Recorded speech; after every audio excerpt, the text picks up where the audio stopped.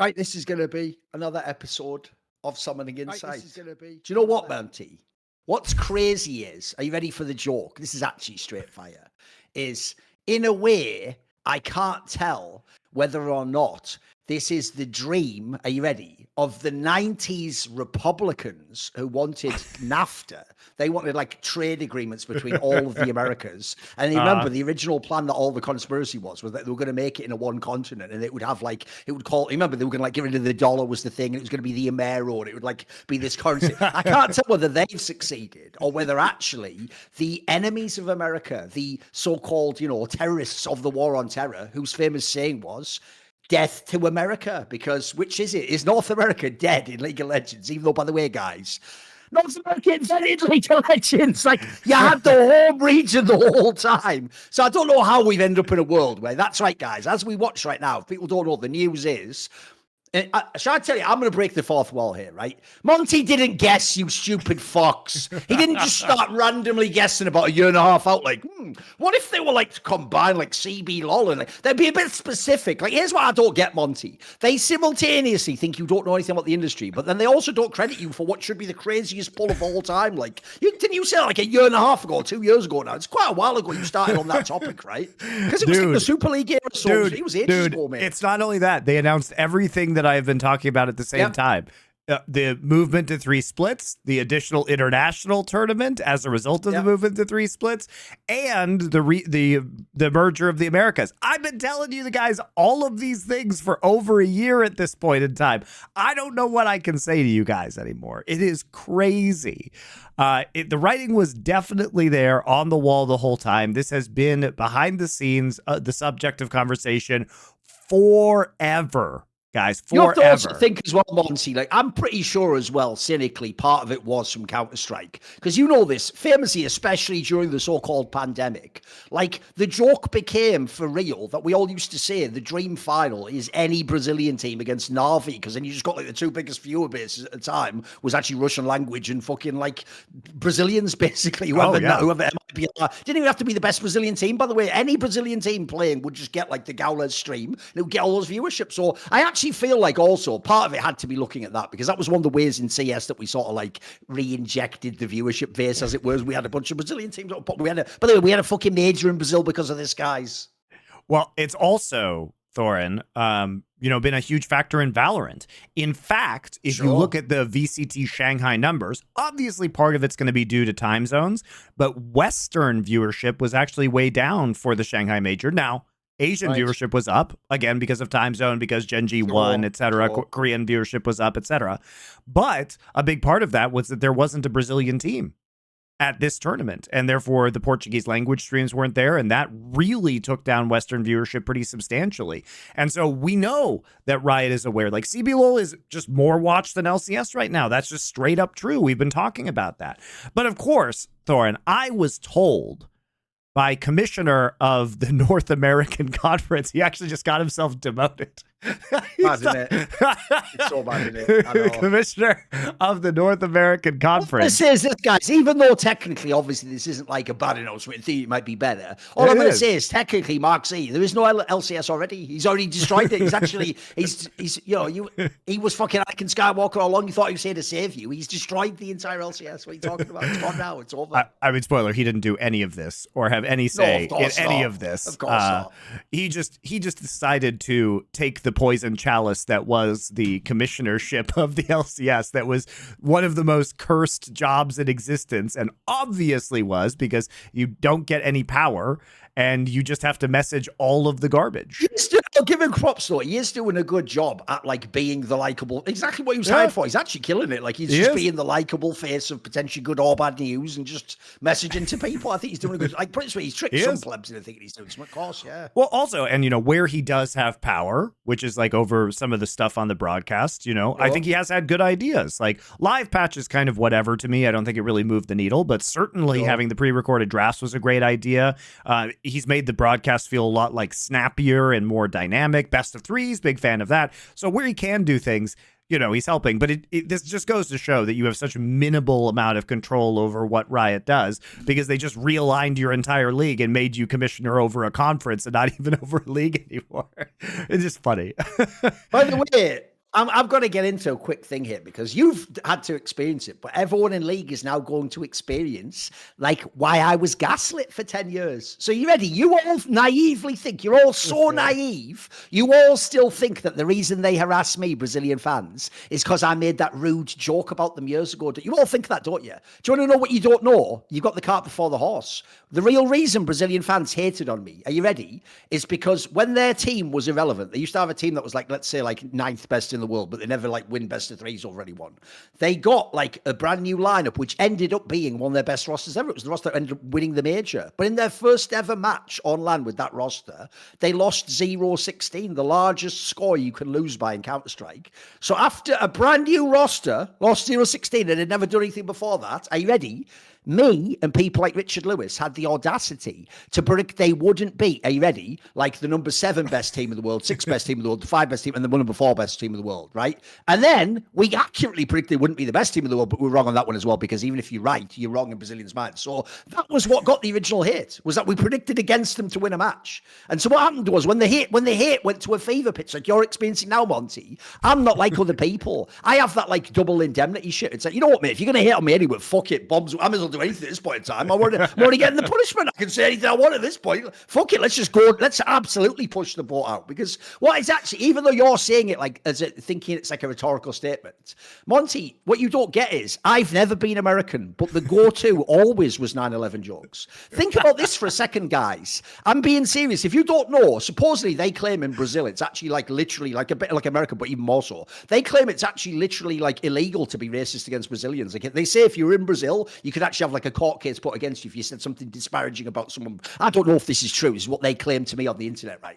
But the reason why that is mad is because the same people who, if you were to say something like, maybe it's a good thing if we combine League of Legends regions for viewership, they will act like that's hate speech. You're hating on us. Then the same person turns around and goes, 9/11, that was hilarious when all those people died in that terrorist attack.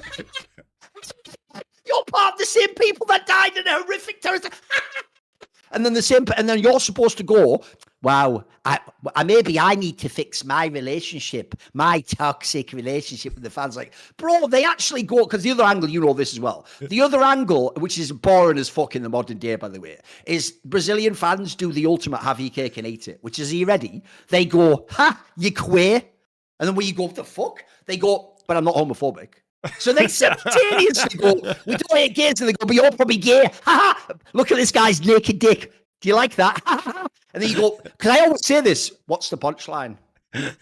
No, but I'm being serious. Like, if that's a meme on me that this guy's like, if you don't know, it's a very famous football player, apparently. I don't know. It's some like Brazilian football player who apparently at one point, apparently, by the way, the actual story, Richard Lewis knows it, of course he does, is actually quite cool, which is, believe it or not, that guy actually took that shoot, it's claimed, because actually not because he's gay, but actually to try and be like, to send like a message that he didn't like want people being horrible to gay people, supposedly, because he was like considered like a sex symbol, he's like a footballer. He actually intentionally did like a photo shoot like that in like a gay fucking softcore mag or something, just to show him like I'm not against that. But what's weird I don't get is every one of his fans that since used that image, you're using it for the opposite of what you're doing is doing it for, you idiot. Your whole meme is look at his dick. If you look at it, you're gay, which apparently is the punchline, which is like, I know, and all of them are like, this person tweeted something I don't like. A totally straight person, am going to open my naked dude folder on my phone and start sending you. There was a joke like that back in the day where what we did was, our joke was that like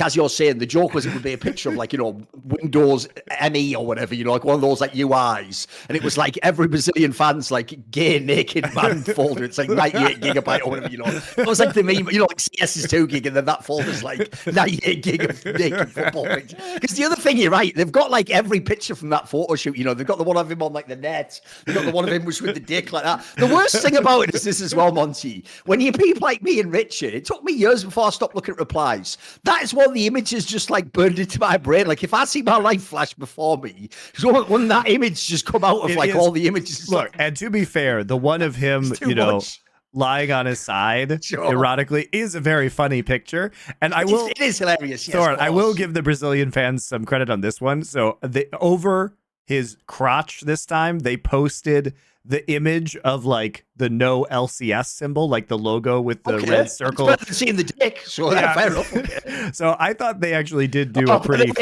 funny job of it this time. Even that in itself is so fucking stupid, because if people don't know, originally that symbol even just meant like no entry or don't do this thing. Sure. But doing it as like it doesn't make sense what it means for LCS though, because here's the part that makes even less sense. Are you ready, guys? Stop it. The LCS is what we're already doing. You've got it the wrong way around, you dumb fuck. You want the LCS to come back. You've actually failed on the most basic factual level. Like, you don't want the LCS to go away. You're saying stop doing the LCS. Now stop doing the LCS. And by the way, we're memeing about it now, Monty, because I have to warn everyone. I will dominate. Anyone, by the way, who's in any way critical, they are going to go about like this the whole time. It's just the way it's going to be. You have to just accept it for real. You have to just take it like it's like the rain, Monty. You can't complain. You just put your coat on and you go out, or you choose not to go out that day, right? But the reason I bring it up is there's a more serious point here, which is I actually do think there's something to be said about this, right? As far as I can tell, Monty, they don't really believe it's actually going to be worse. Don't listen to anyone who says that. They're just mad that like it's not just going to be only Brazilian, and that essentially now I think, for example, they don't like the idea, Monty, that LCS sort of withered on the vine, and now LCS is going to sort of try and reach off their league, right? By the way, that's a totally legitimate opinion to have. Yeah. I even think as well, one thing in the modern day people have gotten way better out of shape over is, you know, there's this notion of like, oh my God, they're xenophobic. By the way, I can tell you from my experience, Brazilians are incredibly xenophobic. I mean, as we just described with like the way they're behaving on social media. But here's the problem. It only makes context to critique someone's xenophobia in a setting where that would be a bad thing. Like, for example, if you yourself were a part of Brazilian culture and they were being horrible to you, you could say that's xenophobic. Right? How is an outsider can you tell them not to be xenophobic? If they want to be, if as a country they want to have their own league and they want to say, we don't care what benefits it is, fuck off. We want to, I don't have a problem with that personally. No. Like, I would obviously rather this league got combined. I didn't find CBLOL very interesting. I'm an elitist, but I don't hate, like, if it wasn't for the way they expressed it, I don't hate the sentiment. They're totally fine to be like, hey, our league was healthy as it is, leave us be. You know, that's totally fine. I don't mind that. Yeah, I mean, I think the sentiment there, too, is that they're not concerned about international results. They just kind of want to, you know, to see their own domestic league with Brazilian players. And I think that's totally respectable. So, you know, if they don't care about being integrated into the global circuit. And I do think that they have legitimate beefs to pick, because if LCS hadn't been horrendously mismanaged, if League of Legends player base in North America hadn't been horrendously undermarketed to, if they hadn't, you know, done the exclusivity in high schools that they did that ended up killing like youth participation in the league, like, you know, this wouldn't necessarily be as big of a deal. And, you know, Brazil has a good grassroots scene that has been steadily growing. They have their own community. They have their own co-streamers. They have their own, you know, public figureheads. They have their own players who have been playing the game for as long or longer than anybody in the LCS. I mean, for fuck's sake, Tinones is still playing, right? Like, that's amazing that he's still playing 10, 12 years into his career, right? Oh, he's longer than anyone in LCS, yeah. Yeah, it is, like, straight up just longer than anybody in LCS. Yep. You know, and I would be pissed too if I saw that, for example, all of these teams were spending all this money and LCS had turned into an import league. And you don't want that to happen to you if you want to watch Brazilian players. And if you don't care about international results, then there is no reason to really import players. And even though, of course, they have imported players like Crown, Ole, famously Korean players who played in Brazil before actually doing, you know, going to other regions and making, you know, Crown eventually becoming like a world champion when he was playing on Samsung, right? But for the most part, the players who go to Brazil don't do it cynically, and they really do try when they get there, because even if you know, it's not a retirement community, they are playing hard because they want to either do well in Brazil for its own sake, or because they want to, you know, leave and join like a tier 1 region. So, you know, you didn't have a lot of, I would say, dead weight. So I think, like, you know, it's understandable why they're frustrated. I get it. I do think that combining the league is really the only way that you could possibly save LCS on this death spiral. And if you have to ask me, what is the better business decision? LCS dying is a horrible business decision for Riot, because this is the region where they can make the most money in terms of advertising and probably sales in terms of skins per viewer / player.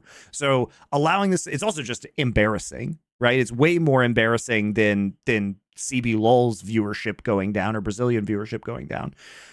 So I think there's a lot there that, purely from a business perspective, purely from an ego perspective, Riot doesn't want to have this go away. You know, this is a premier league. They sell this to sponsors as a premier product. Viewers are simply worth more on a per viewer basis from North America to advertisers than Brazilian fans are.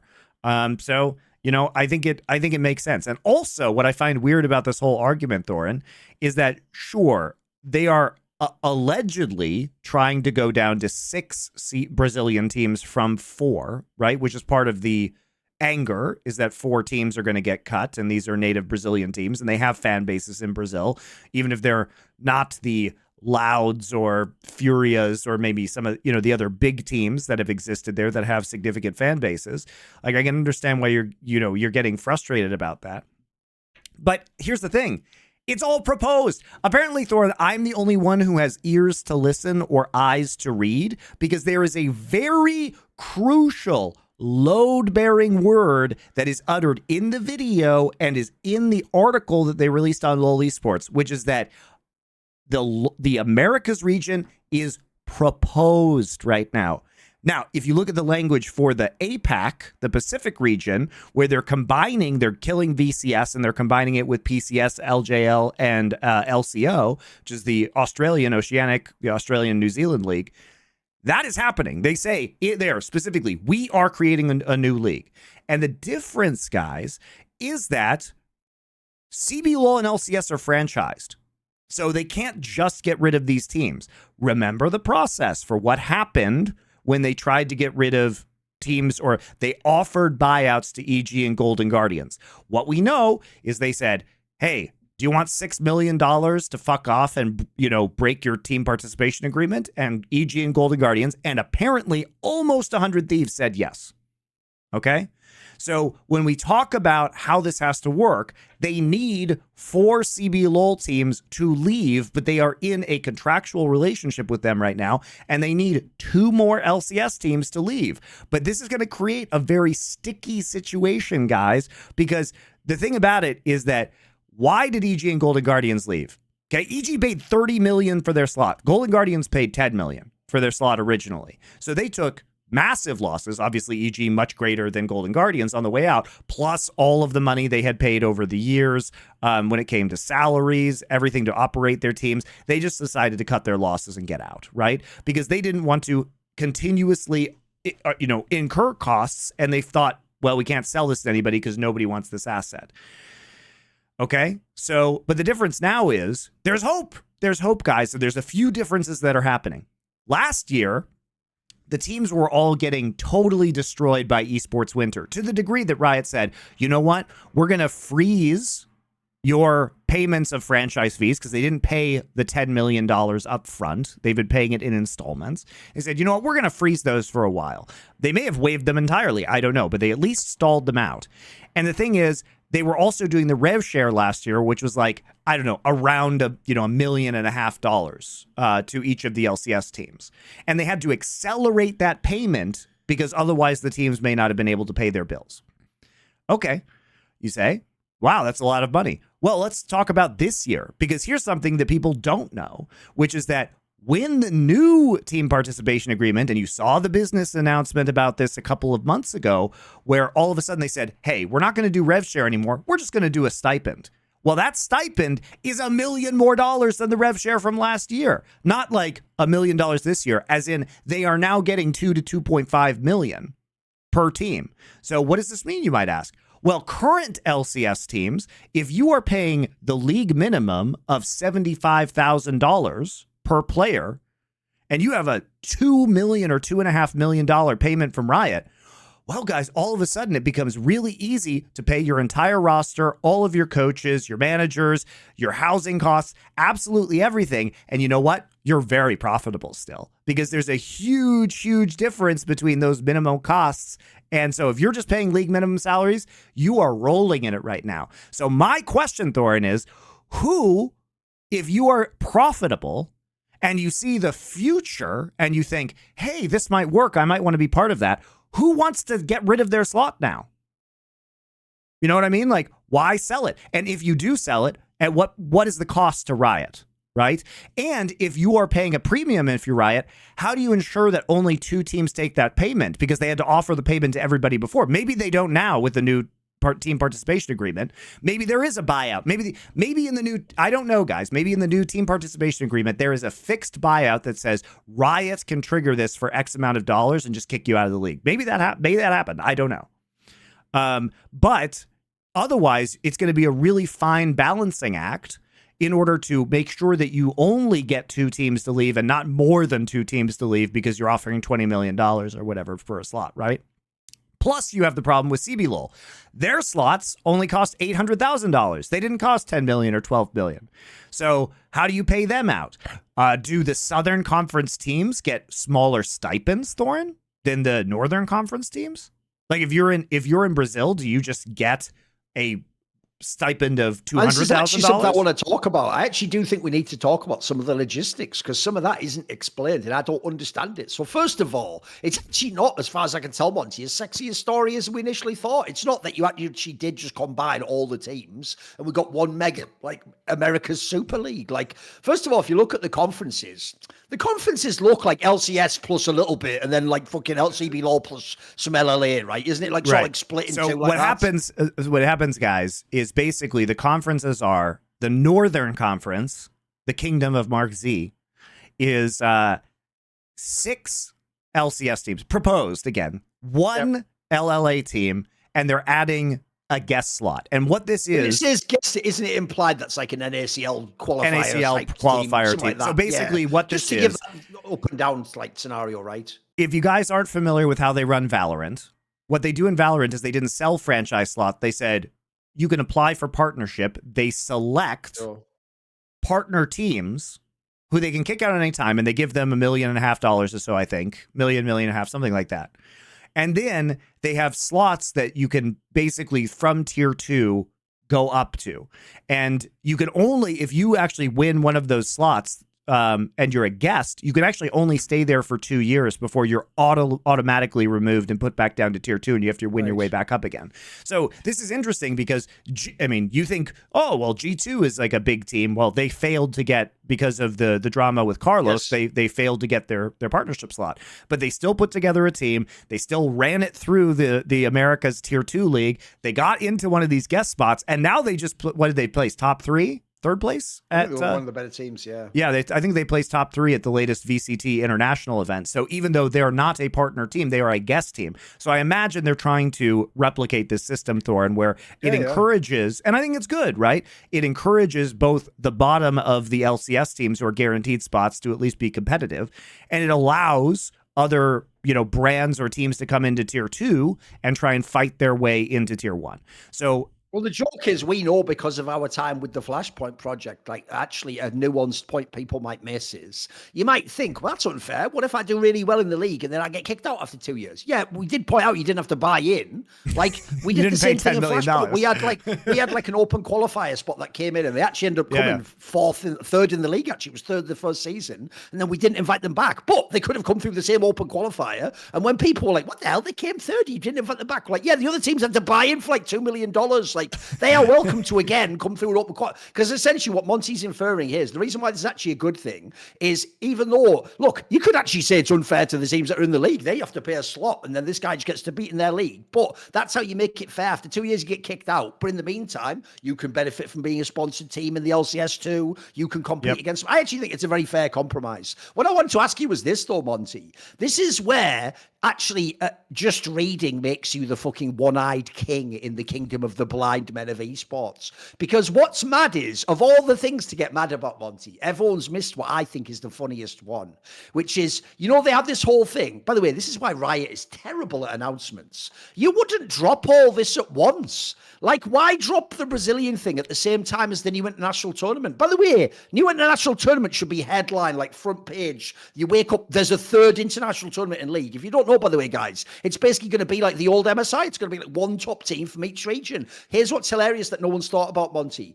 Read the exact phrasing of how you qualify from what is now going to be the Americas League. And are you ready, guys? You haven't thought this through. If you're European, you should love this league. Here's why.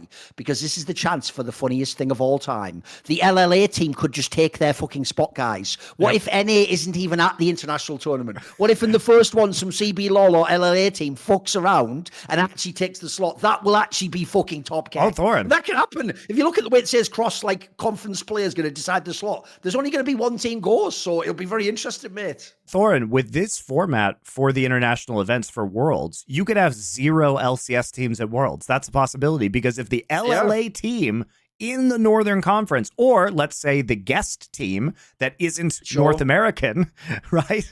Maybe an LLA team. If like Disguised Toast qualifies to Worlds over like Cloud9 or something. Exactly. But imagine if one of the LLA teams that doesn't make it into the 2 slots that are basically being franchised in the Northern, one in the Northern and one in the Southern Conference, right? Imagine if, you know, one of the other LLA teams gets the guest spot and then they get the world seed from the Northern Conference, or you have 2 teams from Northern, but neither of them is the LCS team because they get 3 spots to Worlds. And the thing is, they guarantee 1 spot to Northern, 1 spot to Southern, and then 1 spot to whoever finishes like the top who's not one of those other 2. So there's a world where you absolutely could send like 2 CBLOL and an LLA team to the World Championship from whatever they're going to call this Americas region. Right now, is that likely to occur? Obviously not. Like almost certainly, you know, almost certainly the result is going to be 2 LCS teams, and then you know, people will get mad because the 3rd LCS team should be going, but the CBLOL team placed 5th, but they're the highest placing Southern Conference seed, so they end up going, right? That's what will probably end up happening. But it is funny that it could happen. It is funny that, and like, I support it. Why shouldn't that be the case if they're actually the better teams? It'll create a better, you know, format for Worlds. You can win the matches against them. You can have the spot, of course. Yeah, but to your point about the international tournament, not only that, but people haven't picked up on the fact that basically what they are proposing is lock-in, what used to be LCS lock-in for every region, because they said the qualifiers are going to be regional, which means that what we are going to get is basically LCS lock-in, but we'll get LCK lock-in and LPL lock-in. We'll get a tournament that results in 1 team winning that then goes to a 6-day, 5-team round-robin tournament where 1 team is eliminated and then 4 teams are put in a bracket. Is it a boring format? Sure. But actually, the domestic competition of this is going to be really fun. The end of it is going to be kind of lame because it's just going to be China versus Korea, and it's going to be whatever, right? But watching a tournament played with Korean and Chinese teams in particular at the very start of the year on the new patch will probably be pretty fun. It's probably going to be some good content. By the way, the actual way they've logistically set the circuit up is very good, Monty. Like now there's like a logical set of incentives at every point in the circuit. Each split counts towards an international tournament. Plus, you have the 3 domestically. By the way, even though people might not like the way it was implemented in Europe, the reason I am in favor of 3 splits is because I just want more chances for great players to win. Like what I didn't like about the old 2-split format is it was so easy to fuck up your whole year. Like I like the idea that if you give people 3 chances, you can have a lot more great players get a ring, as it were, even if it's not as meaningful a ring. So I think that's a good thing. I like that as well. I also think as well, even though like the joke is it looks like they've just implemented the old MSI for this first tournament where it's 1 team from each region, because we have the 2 other tournaments that are very different formats, it's still going to be interesting. Like again, it's like 3 sets of chances to compete internationally is awesome. I can't wait for that. Yeah. Also, I mean, we've seen this with LEC. It allows teams to make more roster adjustments as well, which I appreciate because I don't want to be watching the same garbage team with no hope for an additional length of time. So if your team is doing really shit, then you can actually make some roster moves that will at least reinvigorate the fan base. And, you know, in general, Thorin, it really feels like, I know this is going to be a shocker to us who have spent a lot of time in other esports, but an international tournament circuit might actually be the best way to drive viewership. I know it's so surprising, but if you literally just look at the numbers, this last MSI smashed all the other MSI records. Worlds year after year keep setting new records. International tournaments have been doing quite well. The LCS viewership has been dog shit, But I always wondered, by the way, why an alternative option isn't just condense LCS more. Like, here's what I would do. I would do like a more of an international circuit, and then I'd have LCS be like a month. And in that month, you put, I don't know, 4 times a week or something. Make it like super, like loads of play, back every day, back and forward storylines, like when you're watching the NFL or something. But then it goes away after that, it doesn't last like the whole fucking year. Like, LCS is just too long, mate. also, it would allow LCS teams to spend more time in Korea boot camping, which would probably make them better. Yeah. Probably makes them better. I've always said that as well. You don't. This is what people miss, Monty. We're not saying like in the old days, like CLG, you have to go and live there for 3 months, dude. If you could just go and do a 1-week boot camp every 2 months, that would have such a like the globe would be crazy for these Western teams. Like you could actually have a bunch of teams beyond the G2 level if you could actually go like every month or two and have a little boot camp. Oh, that would do so much in my opinion. So much. Yeah. I mean, you could even set up a system where LCS teams or North American teams would have show matches potentially with Korean teams, or like use LOL Park for stuff like that. So I think there's a lot you could do, but they're not going to do those things, unfortunately.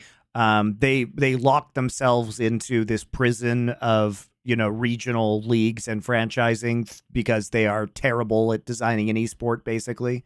And now they're dealing with the consequences of it.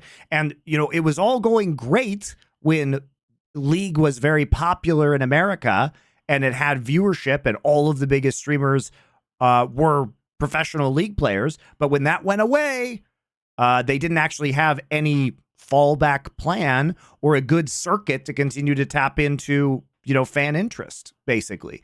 But the international tournaments are doing really well. And also the sponsorship for international tournaments is doing really well. They have lots of... By the way, if people don't actually follow, because I know most people in League don't have an overlap. If you don't know, by the way, guys, Valorant's been out like what? I mean, with VCT, I think it's had VCT since like 2021, I think was the first year. So it's had like 3 years basically of its circuit. The Koreans just already won an international tournament. Like it only took them 3 games, which by the way, they still don't play it like they do League of Legends, but they've already won a tournament, guys. They've already done it. Gen G did it. They did it, boys. And shout out to Munchkin from the Overwatch League. So yeah, still playing. Yeah. It is fun. And the difference is, the irony is as well, if people don't know, he's still in the same org. Soul Dynasty became Gen G or whatever, didn't they? So it's what's cool is even within the same actual org, its whole career pretty much. It's actually kind of wild how long he's been playing. I mean, same thing with Carpe and T1, who went from Philadelphia Fusion to T1, same ownership. So yeah, they actually held on to some of those really big star players and used them in Valor, which is great. It's cool to see the transition of some of those skills because they're such very different games too. You wouldn't think that they would be able to continue competing at an elite level, but somehow. I've got a question for you because there was another thing as well, which was right. Even though everyone, I feel like there's like a narrative fatigue on that like T1 getting DDoS'd story, Monty. I actually do feel like we do need to address this, bro. This is months now. Like before, when it was just like a week, I was like, suck it up, get over it. Like, if this is actually just continuing for months and months and months and months, like what are T1 supposed to do? Like the first thing I thought when I saw this story was, so then China actually just did the most inefficient thing ever by signing hundreds of millions of dollars of contracts for Korean players. You should have just paid $2 million for someone to just DDoS faker every fucking day of his life. Apparently, like that's like the way better efficient way of using money. Like, how can this permanently be going on, mate? It's like, because you saw the recent update now is even if they play like in sort of an off-stream capacity, then people just harass the people who played in the game with them or something. So like it never ends, apparently. So apparently Riot did implement some measures, and I'm not an expert on this stuff, guys, so that it is very difficult / impossible to DDoS the T1 players now. But when they are streaming, now their teammates and opponents just get DDoS, so it just ruins their solo queue games. Like they just figured out to DDoS other people. Now we don't know, and obviously Riot isn't going to publicly say because they don't want to encourage, copycat behaviors, why this is happening. The theory was that there was a specific anti-cheat that, as I understand it, was only used on the Korea and Japanese servers. And so people thought, oh, this is continuing because Riot's going to roll out Vanguard, and it's probably this specific anti-cheat that's only really on the Korea server that is causing players' IPs to be revealed so that they can be DDoSed. So the idea was when Vanguard comes out, when you boot up with Vanguard, they're not going to be able to find your IP anymore. Clearly, that is not the case because people are still getting their IPs taken out. And let's be real, all of the players that are in lobbies with Faker don't have static IPs that were found earlier. Like, that's not, everybody basically has dynamic IPs now. Like, that's ridiculous. So I don't think that it's like old IPs, as it were. They must still be able to get their IPs. Now, I don't know if alongside Vanguard, the old anti-cheat is still part of that, or is still there as well and could be causing this. But there's lots of theories that could be, you know, you start thinking, Thorin, what is unique on the Korean server? And one of the things that's unique is that there are services. So basically, because you have to put your real social security number in to get a League of Legends account, there are government pieces of software that all games use that are in League of Legends. And the question is that government software the thing that's giving away people's IP addresses, right? Is the little, you know, when you're playing League in Korea, there's a little thing that comes up. It's like, you've been playing League of Legends for 2 hours. Get a life, basically. Yeah. Is that what's doing it, right? It's really, I don't know. It's hard to know what it is, but it must be something that is very specifically unique to the Korean server. And whether it's the old anti-cheat that's still kicking around on the client, or whether it's some other unique piece of software that could be Korean government related, which would also explain their inability to get rid of it. If it is mandated by law that this software is in there, then how do they fix this problem? Right. And so it might make sense, because obviously at this point, you know, that would be the nightmare, wouldn't it? If like it's all now government bureaucracy and you have to like get the Korean government to change that software to like make fake and not get DDoS'd anymore. That's the nightmare fuel scenario. Thorin, I can't imagine that this problem would not have been solved by the combination of Riot, SK Telecom, and Comcast. Because remember, SK Telecom is the biggest. They must be, if you're Riot, you must be like your hair on fire now. You're number one player who you're trying to sell this skin off, getting DDoS constantly. That's it. That's the worst scenario possible.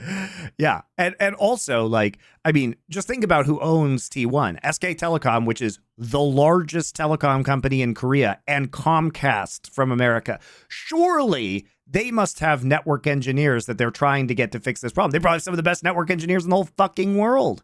And they can't fix this very easily. And Riot, who also, by the way, you guys may not know this, but I can tell you because I have friends who are network engineers at major companies. Riot is seen as one of the very most like cutting edge places to work as a network engineer, because they have global private infrastructure. They bought a bunch of dark fiber. And so they are actually, a lot of their network engineers give big talks at network engineering conferences. They're seen as really, really good network engineers. So if they can't solve it too, I suspect that this might have some shenanigans to do with the Korean government and their requirements. That's my new suspicion.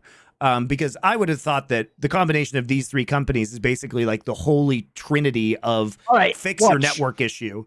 I'm going to do an inappropriate joke, but that by the context that everyone in esports is agreeing is fine, it will no longer be inappropriate. And if you feel awkward, you should actually ask a bigger question about esports. So here's the joke. What Riot should do to solve this problem is round up all the people doing the DDoSing and give them an all expenses paid trip to the Esports World Cup to attend the Esports Awards and disguise them all as journalists, but in sort of chic gear, and that'll take care of the problem. And if that feels uncomfortable to you all, ask why that could even be a scenario that would make sense as a logistical joke. Ask what would the punchline be to the joke, you know? So because that's what's really acceptable in our industry now. It's actually a really horrible joke, but I thought, you know, you guys do the heavy lifting with your morals.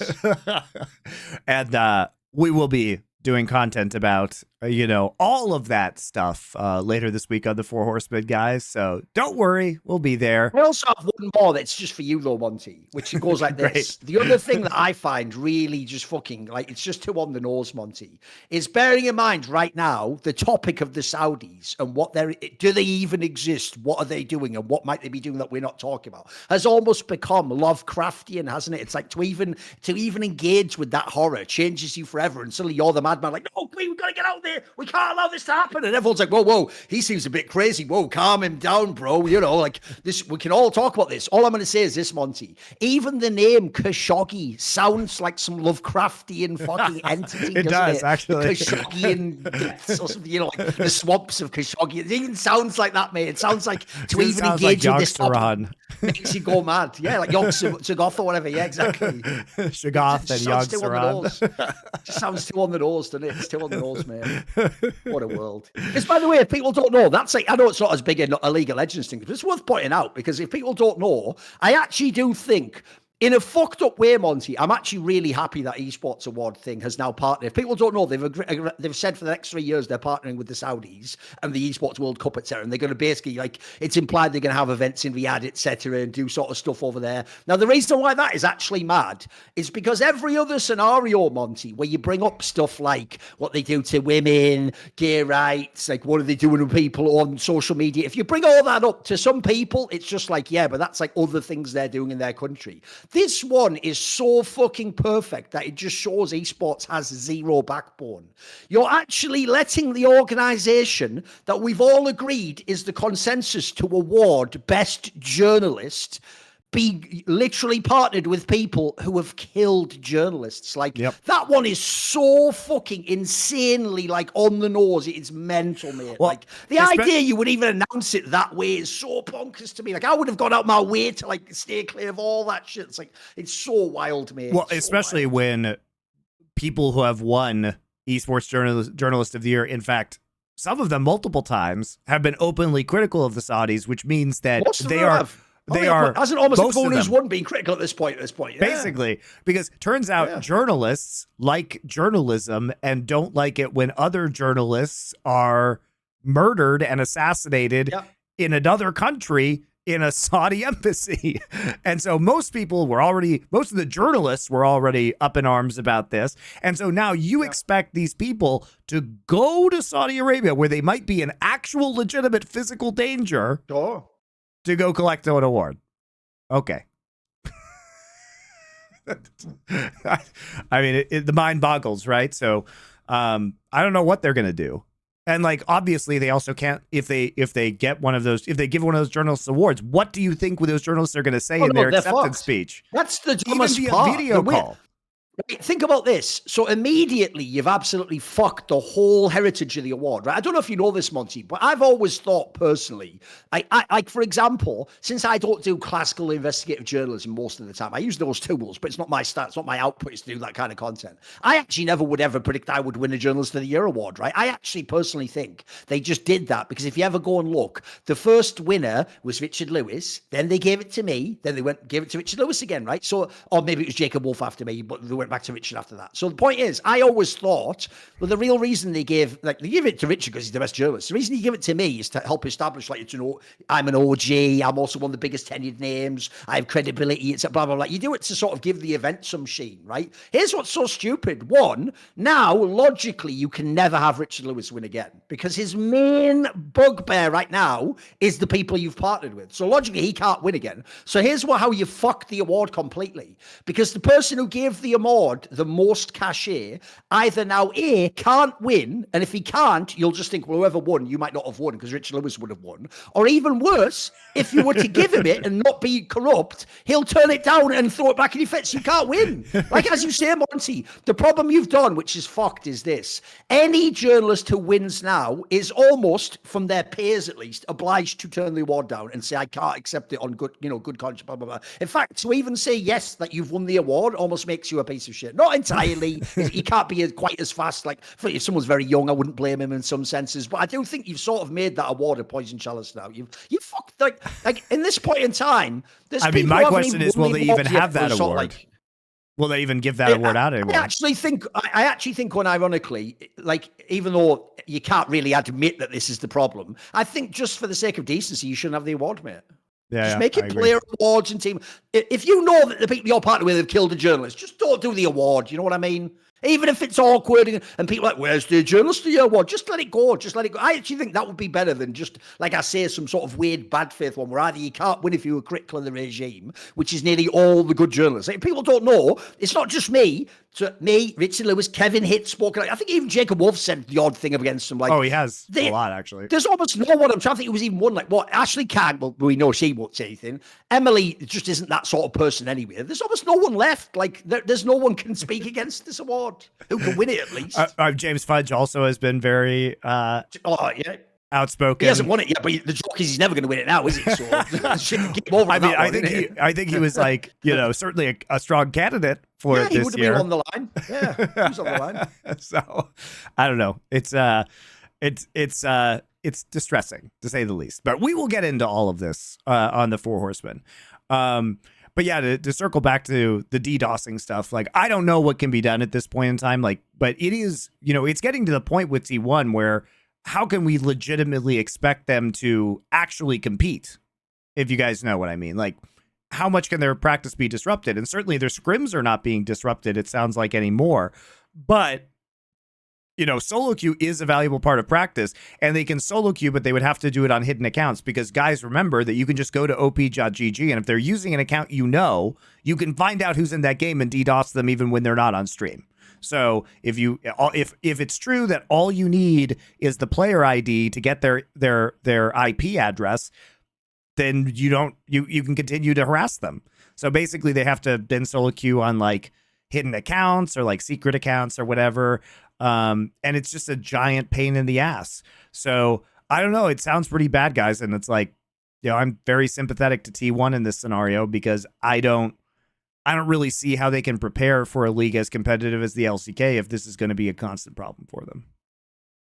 By the way, there was also another thing I wanted to bring up with you, which is obviously as part of this Esports World Cup thing, Team Liquid just can't fucking stop hitting send tweet for some reason, even though, like, we already like you and want to give you the benefit of the doubt. You have to get, but I have to tell you explicitly exactly how I'm taking the blood money and still pissing in your face with all my virtue signaling. So there's two things I want to bring up. If people don't know, both ownership sides of Team Liquid have attempted to address this issue. You had Steve Arhansett came out with a tweet. He did a tweet longer. By the way, an interesting detail people might have missed there. He reveals in the tweet that he himself is gay. As far as I know, he's never publicly said this. This was actually sort of an open secret in the industry. People don't know. But it's one of those things where because he never outed it, no one, like, I actually personally think unless the person was doing like crimes against gay people, it's actually inappropriate to out them. But I did actually mention to you in the past, this was one of those topics that made me start to wonder, like, if you sort of align with people like that and you yourself are, should you stay quite silent? Isn't that, don't you sort of owe people a bit of transparency on that topic if it's a matter that matters to you? My only problem is this, Monty,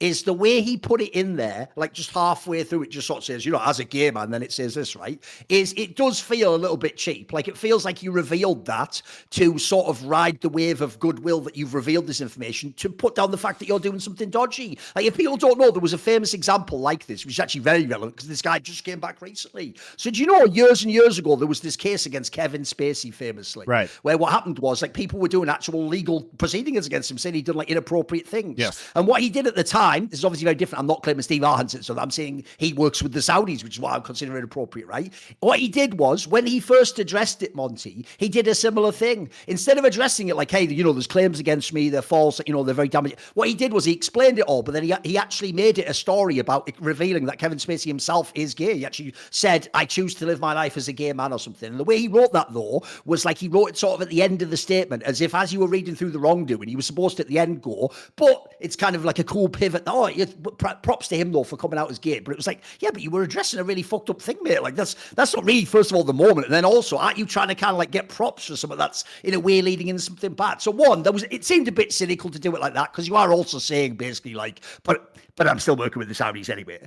And then the other one was, obviously, Nazgo, which is the European side, if people don't know, from the original Team Liquid. He did a video like this where he actually like also tried to give his reasons. And even that was mad. I wanted to get your thoughts on some of this, because even that was like, the part that blew my mind in that video was where he said, he didn't just say, Monty, like, we were advised. He claimed that like activist groups begged them not to boycott and quit the league, because by boycotting, you lose your voice to like speak against. So I thought this whole thing was such a weird PR quagmire. I want to know what your thoughts were on this. So I think we're gonna go into this big time on the Four Horsemen. So I'll condense my thoughts here on it.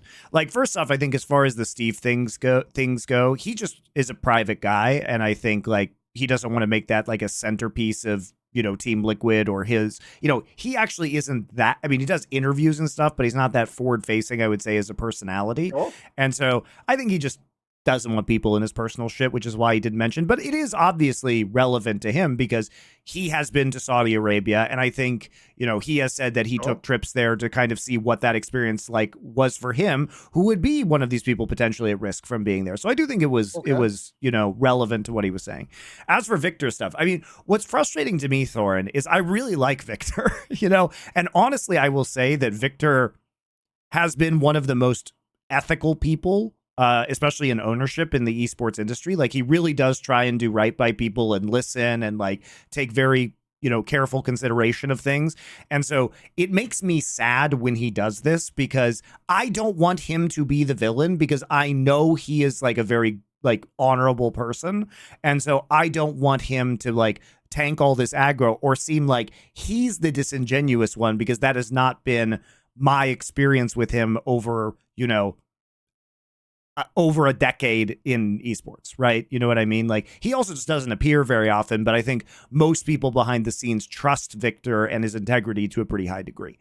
Now, that said, I didn't like the messaging because, and when they say things like, we talked to human rights groups and they advised us to do it. The problem with that statement is that I imagine what happened, and I'm going to pick this apart a little bit, is they talked to the human rights group about the situation that esports finds itself in, which is that someone is going to take that Saudi money. And if it isn't Team Liquid, then it might be an org that might be more compliant or less willing to make public statements, in which case they are correct that the best action is to do this, because if you have a choice of, well, we can't stop this thing from happening, boycotting it doesn't do anything, which is sort of true. I don't know how much I buy that, but let's pretend it is true. If boycotting isn't going to do anything, then if someone is going to take our spots at these events, then we're going to make ourselves weaker for no reason, and the sports washing is just going to occur anyway. So if I can make a video or Team Liquid can make statements that says we are concerned about the human rights issues for women and gay people, is it better than not working with them? By the way, I'll just throw this out there. I've now heard people hypothetically talk about speaking out on these issues a million times. I've yet to see any actual speaking out, Monty. Like, the whole time I've now seen Team Liquid themselves mention all these times, but we could still have a voice. Where is the voice? Can I see a video, please? Am I missing something? Was there a big video in the last year or so where they said, as people who partner, we're not going to be silent though, so here's our thoughts on what's going on with like human rights? No, there's nothing. What they're talking about is they're literally saying, I'm going to take this big bag of money, but don't worry, because one day, hypothetically, I might speak out against it. By the way, I could do it right this second. I've got a mic in front of my mouth right now. I could just say the words into this mic right now. I'm not going to, but I'll let you know that I might do that, because to me, it's very important that if someone had a mic, that they would use it. But are you ready, guys? I'm now not going to say it while taking the money, which guarantees I won't say it. Thank you for the money. Like, right. What are you doing here? What's going on? Like, how many years do I have to wait for this impact to happen? When does this voice get used, mate? It's also, I think the main problem that we're having is that, the Saudis have crafted a very intelligent plan to sports wash. And here's the truth about Team Liquid. They have to take the money. Like, as a business. Not only that, guys, you have to remember, this isn't just like... this guy in the chat nailed it. He's actually nailed why this is fake. Because he said, but they did in the video speak. They didn't speak out in the video. They did it in the video. And here's what happens to journalists. And here's what happens to... They just said, like, there are problems. Yeah. By the way, can I go and work with Tony Soprano, Monty, and going, I've heard you, there's a few people who've slept with officials since Tony's been around, but I'll be looking into this. Like, that's not fucking exposing him, you dumb fuck. That's, like I said, you have a mic. You are choosing not to speak out because they're your business partner. So if anything, you're only ever going to soft sell it like that. Like, hey, even worse, Monty, I think this is worse than not speaking out. You're making it sound like I say, like they're just some rascal who's up to some wild nights out. Like, well, hey, You know those Saudis, they can get fucking crazy, but I'm not into that though. Like, you're not doing anything about it though, are you? You can't even say the words of what they're doing. I think the real problem is that the entire purpose, like if you just look at the Esports World Cup, they're not throwing $60 million at this because it makes them money. That's not the purpose of this. No. The purpose of this is to spend money to normalize Saudi Arabia in public perception because they're already doing. Here's why, guys. Because they don't want to change these things that people don't like. It's because they don't want to change them. So by engaging in this, the money that they pay you to do this is in exchange for better reputation so that they do not actually have to stop the human rights violations. Okay? So that's the problem, is that the exchange of value is money for cover-up. That's the value exchange that is going on. So you can't just be like, well, we're speaking out about this because you're actually just engaged in the cover-up process. You know what I mean? And even if you say a few things or point this stuff out, it becomes very, very difficult, I think, to, it's not like a Robin Hood thing. It's not like, haha, I got the Saudis' money. No, they got what they wanted from you as well. It was an exchange. Also, let's test this premise, Monty. Right now, it doesn't make sense because these orgs don't speak out on these matters anyway. Here's what we'll test the premise, Monty, and I'm going to tell you right now, it will never happen. If that was true, that you can speak out but still be part of it, then let someone who themselves identifies as LGBTQ++, whatever, let them be a supermassive vocal proponent against Saudi Arabia while working for Team Liquid. Let me know the day that ever happens, guys. Never will ever happen in your lifetime. Like, in fact, I'd even imply that's prohibited at this point. You wouldn't even recruit someone like that, Monty. It'd only cause you problems. So actually, in a fucked up way, you have absolutely, like, limited who can be in the org and what you can do and say. Like, as you say, it's just you're not going to overtly say, it's not going to be a rule like, don't talk about Saudi Arabia, like Fight Club or something. Like, it's just going to be known you don't do it. But one thing I want to say is this, though. I'll bring a moment of levity in this dark, dark time, which is shout out to Rich's Wrath from Side Select in his own channel. If you go onto his Twitter, he did a really good parody video of Nazgul's video where he does something similar, where instead of calling it the Esports World Cup, he calls it like the Esports Ethnic Cleansing and Human Sacrifice Festival or something. It's pretty funny. It's like he does the same like Thorin and everything. Just go watch it. It's on his Twitter. It's pretty good. It was pretty good banter. It's pretty good. But I just feel. By the way, there definitely will be a Four Horsemen on this in the future. Yes. I just thought we'd tease it. Yeah, we'll tease it now. Like, I think those are kind of my basic thoughts about this. I'm just sad, that Team Liquid decided to do this because, like, I think that as far as orgs go, they actually have more integrity than most. And so, like, I don't want them to, like, tank all the aggro for this. And also, I think that, the thing is that the entire creation of the Esports World Cup is just a trap that the teams have to walk into, because Team Liquid is right, guys. They have to compete in this because they have a mission. Their mission is to be an esports org with a lot of teams that wins titles. And if they want to win titles, like, remember, Team Liquid has a huge Dota legacy, which, by the way, is Victor's legacy. Is Nazgul's legacy. He's in charge of the Dota team, right? And the CS team, as far as I'm aware. He's like in charge of the Valve games. And so if they don't compete in Dota in Riyadh, they can't have a Dota team. Like, they can't block their players from do this or boycott it and remain competitive. And how do they explain that to their board? They have investors. They're like, nah, everybody else is taking this money and competing in these very important events, but we can't even get good players anymore because we've said you can't go to this $5 million Dota tournament. Like, they're right. They have to take the money in order to be competitive. But the thing is, guys, here's who didn't have to let this happen. The developers and the publishers. Like, if you want to blame somebody, let's fucking blame Valve, Epic, Riot. These are the people who that are, I'm not going to say giving their license, because in Riot's case, you'll notice very conspicuously that Riot, when they announced this, they said, we don't have anything to do with this. They did not say, we are not getting paid for this. They did not say that. They almost certainly sold their license for this, because otherwise you'd be like, well, we'll just let them use the game for free, no problem. No, obviously, like, they're setting them up with tournament realm access. Like, no one else can do that. So Riot is going to be deploying resources there. No matter what you think, there has to be somebody on site who is a Riot employee who's managing the tournament realm servers, unless they're playing out of Europe. unless they're playing with ping to Europe. But even then, you have to have somebody, Riot has to staff somebody to manage the network for that tournament realm. So they are paying people to do this. Like there's no other way to look at it. They are providing resources to this, at least on the tournament realm side, to a certain degree, while the rest of the company is on vacation very conveniently for that week. So they won't be reading your tweets or your social media posts or your emails to them that you may not like this specific thing. So they are providing resources, and almost certainly, Thorin, they are receiving a payment for use of the license. And so it's very easy for Riot Games to shut this down. It's very easy for Valve to shut this down. It's very easy for Epic to shut this down. You know, these are all, the devs do not have to collaborate in this project. If you're someone who works in Riot and you want to be a mole, just reach out to Richard Lewis and tell him the info on how much was paid secretly behind back channel style. If it's millions, that story will come out. It's definitely millions. Just get it out to it. If it turns out it's like 3 million, he will publish that. It'll be fire. I'll tell you right now. It's definitely millions. There's no way it's not millions.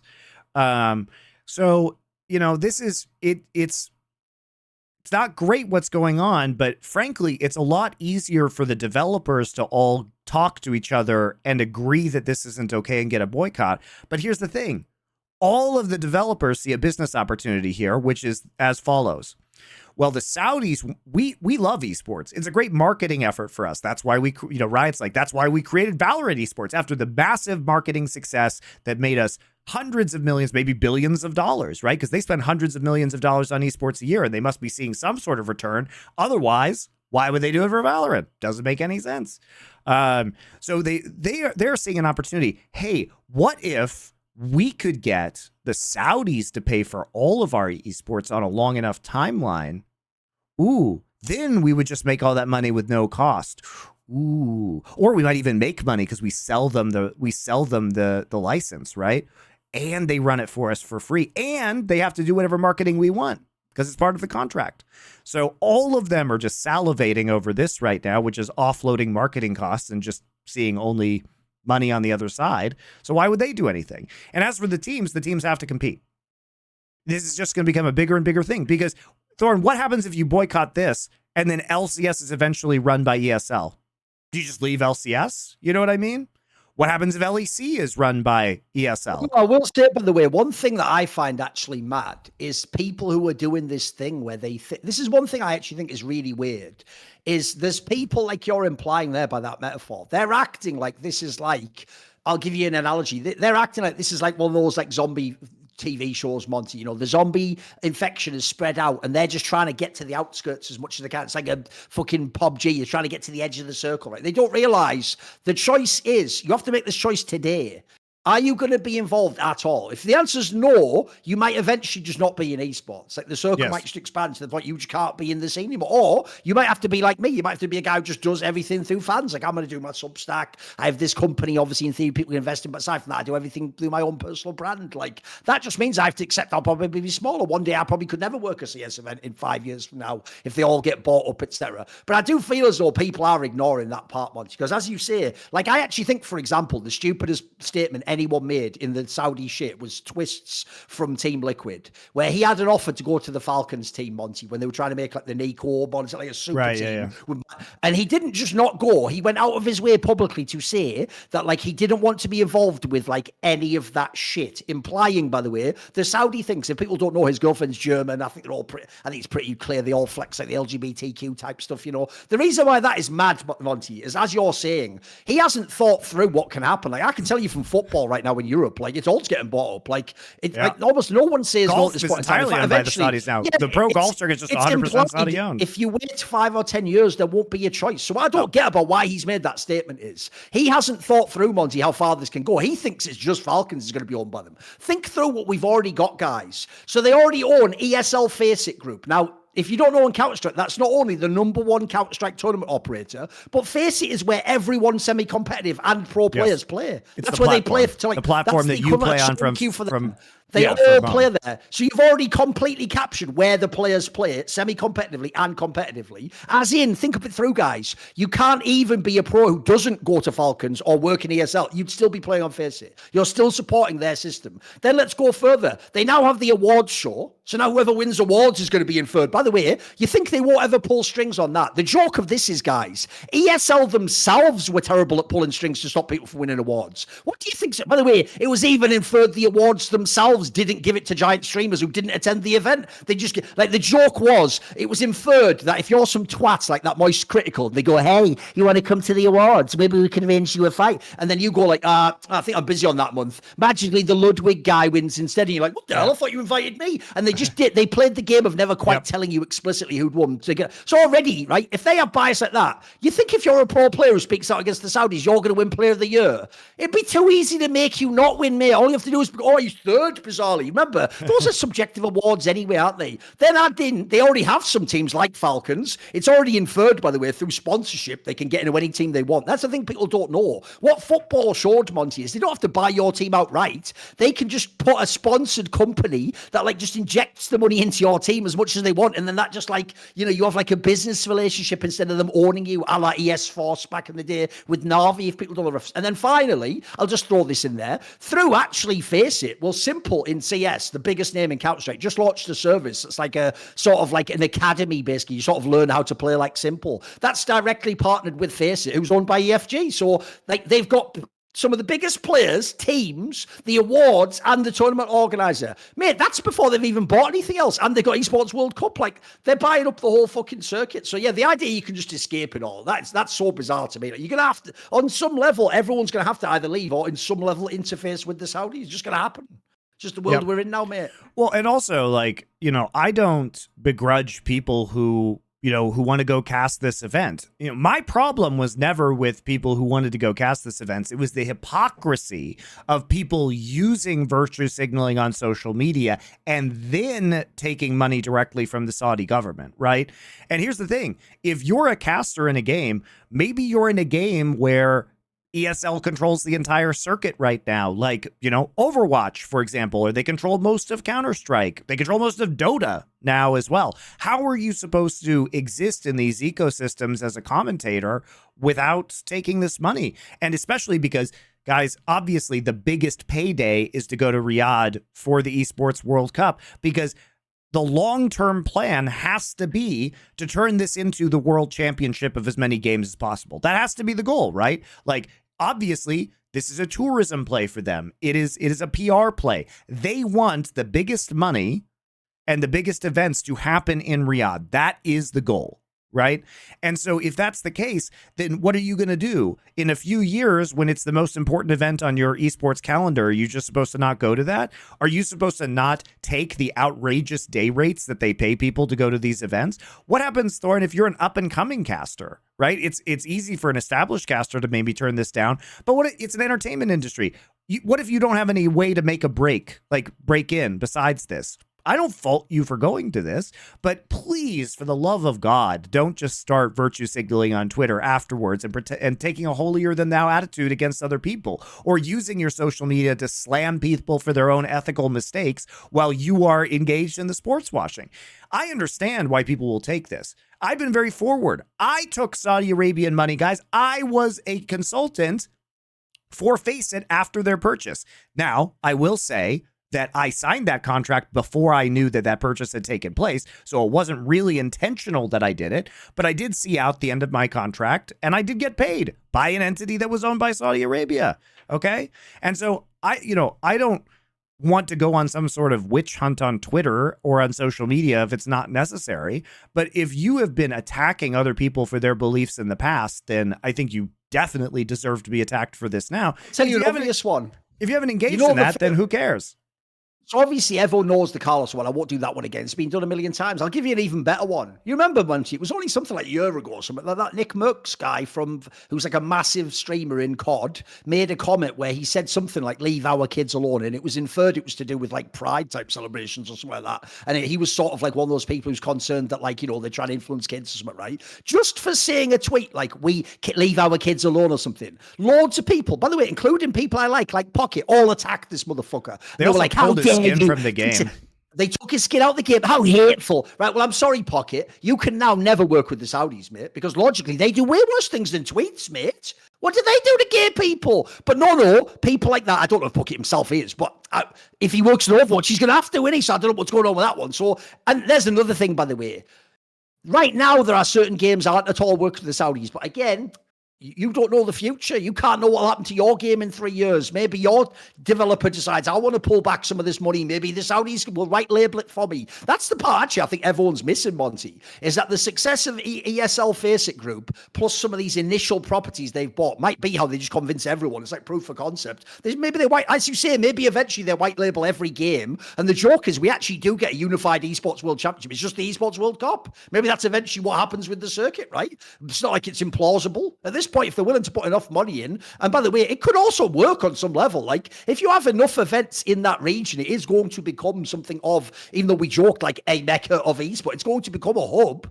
Although I will say this, by the way, one thing, be ready, because I've already seen Gamers 8 Minutes, so I've seen some of these tournaments. Be prepared for one thing, though. No matter how fire the tournament is, mate, even if they have like this first League of Legends tournament, even if they have that there, or Esports World Cup, even if it ends up being Gen G versus BLG, the crowds are fucking dog shit at those events, mate, because it's all people who aren't like esports literate, or they haven't like gotten to know your game well enough. So they like you know, when they do like the crowd mics, it never picks up shit at the Counter-Strike events, mate. It's really bad. So that's one area they've got to level up. It can't be fake. It can't be like the old days of esports where, like, I'll give you an example. There was a World Cyber Games in 2010 in the LA Convention Center, Monty, which is like downtown LA. Right. And there's so few people came, they actually had to do that thing where they went outside and paid people off the street. Like, will you just come in and sit down for like 4? They were doing that, and people were just sitting down watching, like, I don't know, fucking Karom 3D. Like, yes, like you had no idea, just fake ass fans. So I hope they do actually get like real fan culture, because that's the one thing I'm concerned about, is like the fans for like the Gamers 8 CS one was shit, man. They didn't care. No one was into it. I think the longer this goes on, Thorin, and you know, with their other initiatives, this turns into a destination event, just like the Qatar World Cup, where people will fly in and be tourists for it. I mean, that's the goal. And all that shit. Yeah, all those boxing fights there. Same thing. That's the goal. I mean, WWE has been there, right? Yep. So I think like on a long enough timeline, they don't really care about crowds right now, because it's kind of their field of dreamsing it. If they build it, the crowds will come, right? So yeah, I don't know, man. Like, I think this is a really hard issue, obviously, and we will just unpack it more on the Four Horsemen. But it is. I wish the developers had done more against this. I think the real power lies with them, because if they say no, none of this is possible. And the problem is once they say yes, the Saudis can basically build a system that cannot be resisted by the teams or by casters or by personalities. By the way, right? An obvious question, rhetorical as usual, Monty. An obvious rhetorical question. How could a company that has the track record of Riot ever partner with the Saudis? I mean, easily, doesn't that I would one say. Just go without saying? Remember, you know one thing I'm sick and tired of, Monty? If you or I did something and then did an apology, every hater would go, that's not a real apology. He's just saying that because he was caught. Well, only did Riot get to do that over a giant $100 million lawsuit. They then later get to just partner with all the people that show that none of the stuff they ever said was true. And no one even goes, maybe they were full of shit. They just got caught all these years. Like, what? How much more? At this point, what would they have to do to just prove that they were full of shit, guys? Because they obviously are. Like, they don't give a flying fuck about any of that topic. Why would they? No. If anything, fucking, the Saudis will probably, hey, we looked into some of the history. You are fucking based. This is, I like it. Bring me this farting on the face guy. He is sick. Tragically, he actually does no longer work for Riot, but I don't think he was fired. He's actually the only one who's gone. Right. Okay. He wasn't fired, though. He left of his own volition, like last year sometime, I think, Scott Gelb. But don't worry, Thorin. He got life-changing tens of millions of dollars for sure before he left. So don't worry about it. I also can't believe as well they used that framing, because the reason why I find it so gross, mate, to just say like life-changing money, it's like, yes, you people literally change people's lives, but in a very literal sense. Like, that isn't funny to me when you kill people. Like, that's pretty life-changing to kill someone over some fucking political shit, isn't it? Like, what are we talking about here? I don't know. What a fucking world. But anyway, So we can go back to the actual structure of these events. I know we took a long detour, but we probably should return to the way that this is going to actually be structured, which is like, so we have the new international one, but honestly, Thorin, I haven't seen hardly anybody talking about the Pacific one, which I think is actually probably the most interesting one, because they're basically trying to do a super league of APAC, right? So they're saying VCS, half your players just got banned, screw you. We're just going to dissolve you and put you in with what is the PCS playoffs right now. So PCS, LJL, and LCO. They've gradually been doing this. Like, obviously the last playoffs had like the Japanese team in and stuff, right? So they've started gradually been moving towards this. Yeah, but what's cool about this, I think, is they just say straight up, we are creating a new league, and that new league is going to have 8 teams, and the domestic league, so LJL, VCS, all these things are still going to exist. They're just going to be feeders into all 8 teams will be guest teams, as in they earn their placement, and they've said that the way that you become a guest team is through playoffs in PCS in this summer and VCS in this summer. And then they're going to set up qualifiers, basically. So, promotion relegation from each individual region into those slots in the league, which, by the way, Thorin, excites me. And you know why? Because this feels like it could be a prototype for a global super league where all of a sudden we have LCK, LPL, LCS, and LEC feeding into one league that's above them. And we get promotion relegation from that. Now, wouldn't that be interesting, Thorin, if that were true, right? So I think, this is going to make actually Pacific playoffs significantly more interesting to watch. Maybe even regular season games significantly more interesting to watch, because you're going to be concentrating a lot of talent from, various regions. So we've got, who's in this? It's Hong Kong, Japan, Vietnam, Taiwan, Oceania, all within one league of only 8 teams. So it feels like it's very easy to manage, feels like it's very easy to watch, feels like it'll be better practice opportunities to increase the skill of those teams, because they're going to be playing better opponents more frequently. I think this looks really good, and I am hopeful you have to travel way more, though. Like, if you're from the Australian team, you have to fucking travel like 1,000,000 hours to get to the finals or whatever. I mean, maybe you just have to live in Southeast Asia. I don't know. Right? True. Just for ping reasons, you might have to, but maybe that becomes an option. Like, obviously, living conditions, living cost of living in Vietnam, if you're just there or whatever in Taiwan, is going to be less than Australia anyway. So maybe it's actually just more economical, and those players can, play on Asian servers, have better ping and everything like that. So I'm curious to see where this one goes, because no one's talking about this one, because Brazilians are big mad on Twitter. But this one is actually very intriguing to me, and I think will create a more competitive and more interesting league to watch, and hopefully level up those teams. And also, I am hopeful that it provides a model for global League of Legends, so we don't have to have regional leagues at all anymore. We can just actually have one fucking league to follow, which would be incredible. Believe it when I see it, mate. I'll believe it when I see it on that one. I know what you mean. You are right. They could just transfer it up, but I feel like Riot only does this stuff when push comes to shove. So I don't know if they'll do that. Sadly, it would be the dream. It would. Yeah. And guys, before I want to return to the Americas thing and wrap up our conversation on that front. But if you have been, I don't know, struggling to understand some of those Portuguese tweets, well, we actually do have a sponsor that will help you. And by the way, we are brought to you by Babbel, which they've been wonderful. I've been enjoying using them. Not for Portuguese, but you could use it for Portuguese, because Portuguese is one of the supported languages. Right? Yeah, I've been using it for French, just to brush up on my French. Sometimes I read in French just to kind of brush up on it. But it has been very helpful, because they got 10-minute lessons. They run things with a lot of native speakers, so it is great to kind of hear words. And the way they structure their lessons too is very interesting, in that they typically offer you a few phrases, then they kind of go through it in text where you kind of write out the sentences, then you have to listen to it and write it out, then you have to actually talk into your phone and it checks your pronunciation, then you have to do it like as if you were texting somebody. So it's really actually very practical like application approach, right? Yeah. And each of their lessons like 10 minutes long. It's less gamified, I will say, than some other apps that you might use to learn languages, but I think it's probably more effective in learning. So I've been really enjoying it. There's a ton of languages, including Brazilian Portuguese. If you would like to read what they're saying on Twitter, maybe you don't. They might not even teach you the words that are used in those conversations on Twitter, but I'm sure you can figure it out. But yeah, it has been really cool. So if you guys are looking to pick up another language and practice that, this is a really good app to do so with.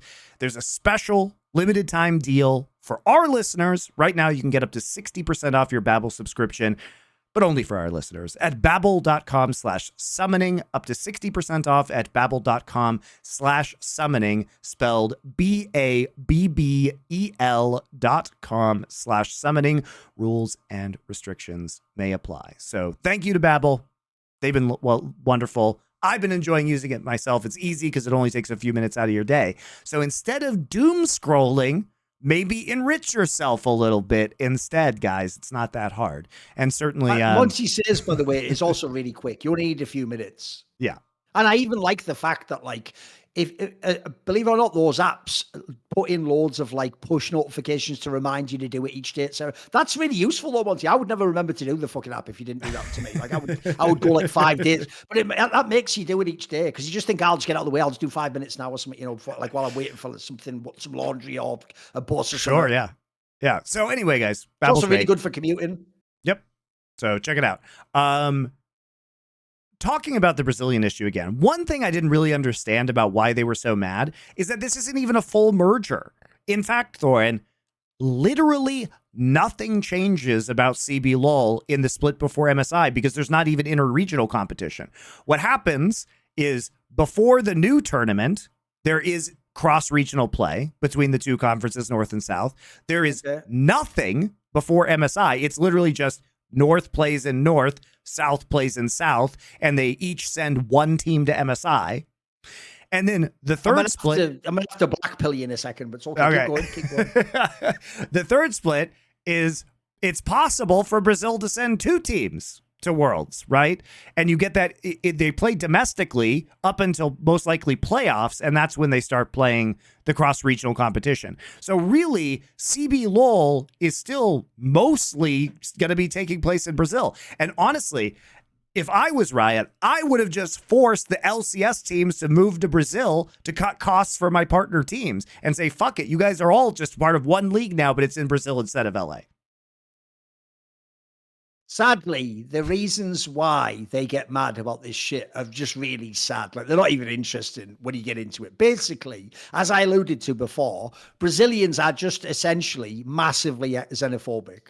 Like, their default position, which is totally fine, by the way, is Brazil's the best, but everyone else sucks. And so what they do is, they've done this all the time in Counter-Strike. The whole thing, you'll have seen, I saw tweets like this about this topic. The whole thing isn't just like, oh, hey, you're like coming and taking from our region, blah, blah. They do that a bit, by the way. If you don't know, they often, one of the weird things about Brazilians is they have a very complicated history themselves with colonialism, where obviously when like their Portuguese took over, well, they have this weird thing. It's one of the reasons why, by the way, simultaneously, Brazilians will talk like they're just black and that there's like a racism thing against them. But actually they have almost sort of there's almost like they're almost at war with themselves, because I know within their culture there's a massive shade of different types of people. Well, yeah, and everybody is ethnically mixed for hundreds of years anyway. So, but the problem is though, they're one of those sets of people that isn't like at peace with that. They're sort of torn apart by that. That's why actually there's all weird things that people don't know. There was actually a very famous Brazilian player who actually then like made weird racial comments about another Brazilian player having like, you know, like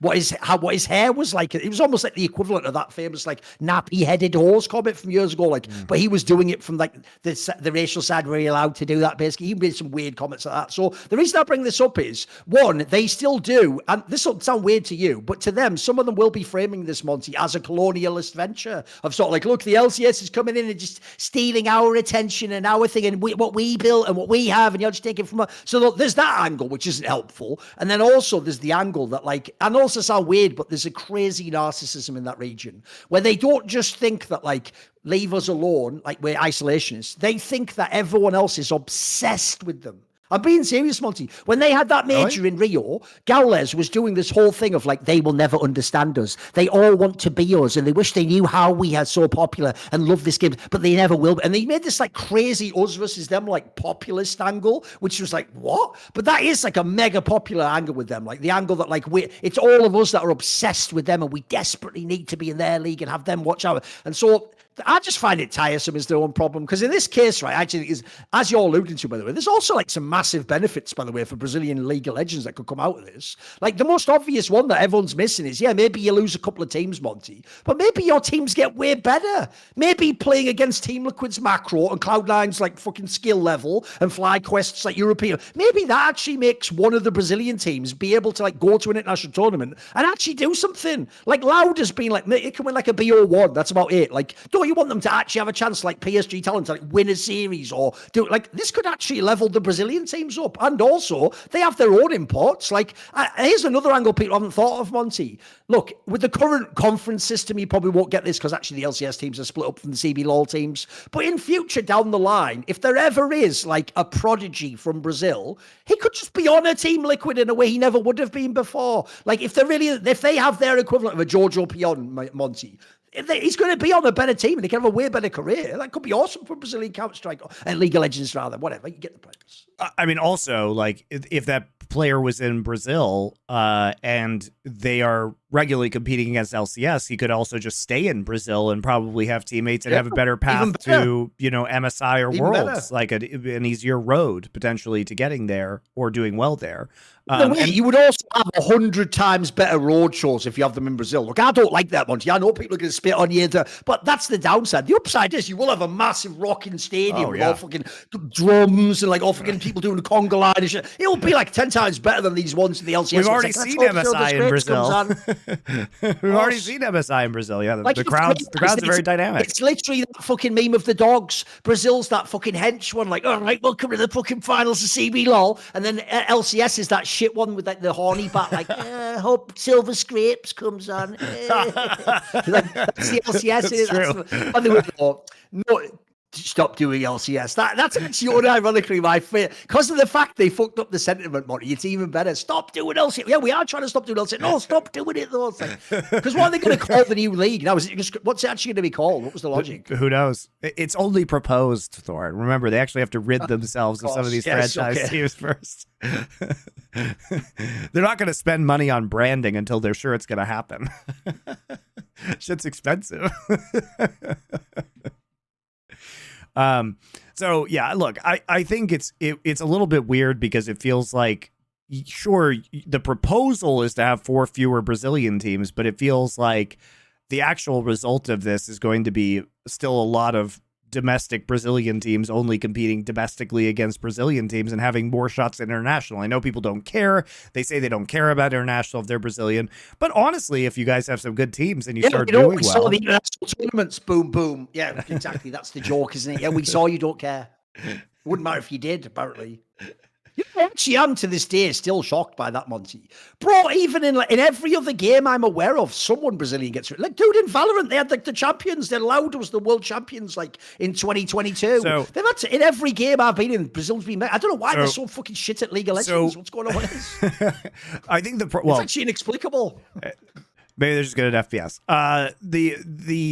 The thing that they're angry about is partially because of Valorant. So apparently what happened in Valorant is when they took the 3 Brazilian teams and had them compete in Los Angeles, because they're in LA, it makes it so they can't compete against Brazilian tier 2 teams, right? Which means that their tier 2 scene is kind of languishing now because they can't get better or compete with or against the best Brazilian players. So that is the complaint, but that's not actually happening here, guys. First off, the playoffs might just be in Brazil, so your teams might not even have to move, right? The interregional competition, probably half of it every year is just going to happen in Brazil. The LCS teams are going to come to you guys. Almost certainly that's going to be the case.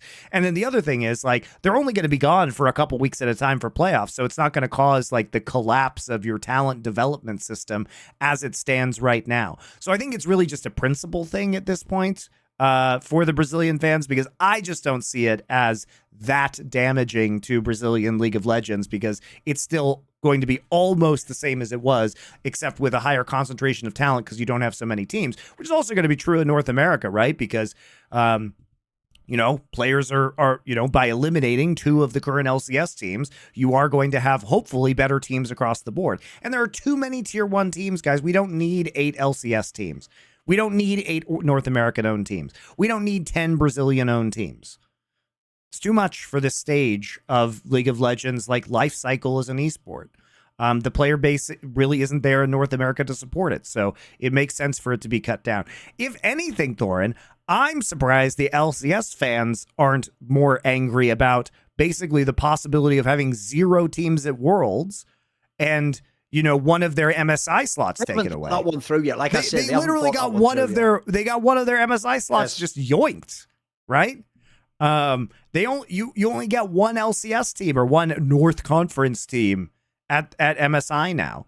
You may get 0 at the first tournament that they played, the first international tournament, and you may get 0 at Worlds. Probably not. You probably get 2 at Worlds, but still worse than it was before for you at Worlds as well. Like, you also got one of your World slots yoinked. Now, the other side, Thorin, to this, and here's the other thing nobody's talking about, is the World's qualification has changed. So now each of the regions, so remember, we have 5 regions now. They're Pacific, China, so LPL, LCK, Korea, LEC Europe, and Americas. And each of these 5 regions gets 3 seeds, plus the top 2 performing regions from MSI get additional seed. So it'll always be China and Korea, guys, pretty much. Maybe Europe sneaks one out. Maybe we could have PCS. had a fluke on this time. Obviously, maybe G2 could have done it, but even so. They'd have to make the finals. It would have been difficult. Yeah. And it's especially hard because we have 2 teams from each region going to MSI, it's even harder for them to, like, a Western team to, like, fluke their way into the finals like CLG did or G2 won previously. So my point is that, okay, so if you do the math, that's 17 teams, right? That's all the teams at Worlds. Remember how we used to have play-ins? Those don't exist anymore. Basically, the 16th and the 17th seeds are going to play one best of 5, like the Golden Guardians BDS best of 5 that we saw, and then it's straight into 16-team Swiss. So basically, they killed play-ins for Worlds, which, by the way, great. Love it. Play-ins sucked. Like, this should be the qualification system. It is actually a very streamlined system. The minor regions now all play with each other in Pacific. Brazil and LATAM are just, in with the Americas now. Turkey's in with EU Masters, so we don't have to worry about that any longer either, because those players are supposed to basically make their way into LEC eventually if they're good enough to play. So we've actually solved basically all of the problems, and we've made Worlds. Now, the format still sucks. The Swiss into single limb still sucks, but now we don't have to waste away in play-ins forever, right? Kind of same thing with MSI. So I'm actually in favor of this. They are correct that they have streamlined the circuit, and they've made it much easier to understand who's competing at Worlds. It's like you qualify for Worlds, and it's not like, oh, you qualified for play-ins and then there's the main event. It's like, no, everybody qualified except for 2 teams, and we're just like right before Swiss, we're just going to play a best of 5. That best of 5 is hype. We're done with it, and then we move into Swiss. So I enjoy that part of it very much. It was a problem. You guys had the same problem as we did in Counter-Strike, which is like, when you said back in the day, I made a major, that used to mean you had to be top 16, so you were like in the mix of a major, whereas now obviously like 24 teams or whatever make it, and there's like a stage before. I agree with you on the play-ins one. When you say someone went to Worlds, you don't want it to be like that time Mad Lions went and got bounced in the play-ins. So that doesn't really feel like you went to Worlds, though, does it? You were in the pre-Worlds. That's not real Worlds, is it? I mean, we didn't even think of it as real Worlds, right? No, it shouldn't be. It's a qualifier. So they've just moved the qualifiers to regional playoffs, which is where the qualifiers fucking belong. And we have a 1 hype best of 5 to see who makes it into Swiss. As an appetizer, as an amuse-bouche to get into the World Championship. We got a best of 5. And you know what? Here's what people haven't thought of, Monty. Remember, This is now going to be 3 tournaments from Riot, plus Esports World Cup. That could be 4 international tournaments per year. By the way, that's about the perfect number for me. I think 3 or 4 is awesome. Like, I don't mind having domestic competition. So you give me 3 or 4 real international tournaments. So, like, if I, like, remember, there's a world where we could actually see, like, Gen G versus BLG type matches, like, 4 or 5 times in 1 year. If you ever get double limb for everything, by the way, we'd be laughing. Like, we're actually getting to a pretty good circuit now, aside from the fact that the Saudis took off the whole thing. Aside from that, if you just put that one little detail out, it's awesome, isn't it? You know, they've also teased, Thorin, that there's going to be more open time in the circuit for more events like the Esports World Cup. Now we'll hope that they're not all in Riyadh, but maybe we get some other third parties that are interested in perhaps running things. And Blast probably is interested, for example, in maybe running something. So if there's more, there may be more opportunities for international competition potentially, because they have like teased that for us. But yeah, I mean, look, I'm not a huge fan of the format they announced for the first tournament, but it's better than nothing. And it's certainly better than 66 best of ones into 4 teams of bracket. It's now actually just 5 good teams. Like, for a week of competition, that seems like it's pretty reasonable. And like I said, the domestic competition heading into that event, where we actually are going to get regional tournaments and the lock-in style system, is pretty fun, I think. So I'm hyped to see a Korean tournament at the start of the season that will crown one team to go to this international. You knock out the international a few days, and then you're back to regional play. And we're not going to see, hopefully, garbage formats anymore, right? Hopefully we'll actually not see double round robin. Fortunately, LPL has already moved away from that. The LPL system looks a lot better than it used to. In Korea, obviously it was garbage for us to have all of those matches. And you know what? There's still time. Maybe Riot buys out 2 of the LCK teams, so we move down to 8. That sure would be nice, because I don't need to watch half of the LCK matches that exist, because they're between 2 very bad teams who are not trying really to win at all and who aren't even spending money. So, maybe we eliminate some of the LPL or LCK teams and make them smaller leagues as well, which opens up more format possibilities for us, right? Having 8 teams is a lot easier to design formats around than having 10 teams. 10 teams is a very annoying number of teams to design formats to, which is why LEC created a format to literally get rid of 2 teams so they could have 8 teams for the majority of every split, right? For the good part. So I think there are a lot of opportunities here for Riot to do stuff in the future. I think basically every part of this announcement is good. My questions are, how do you get rid of these franchise teams without getting rid of too many of them, or causing a run on the bank, the Riot bank, as it were, if you're offering too much money. But maybe they've already got that figured out with the new team participation agreements. So I'm all for this. I think it'll be fun. And for all the Brazilian fans that are super mad, you guys are going to be the first ones who are cheering when the Brazilian teams beat the LCS team. You're not going to not watch those games. Give me a break when you're going to... That's why I bring that up, Monty. What people are missing is this. It's just made international qualifiers for the Americas region insanely hype. Like, bro, imagine if there actually is like a good CBLOL and a good LLA team, and they are actually playing for real, like... It could be Team Liquid for like the spot. The amount of hype would be bonkers compared to anything else has ever seen. Like, you might think it was cool when, like, Cloud9 had to play TSM for a world spot. It's going to be way more bonkers if it's some Brazilian team versus an LCS team. People are going to go mental.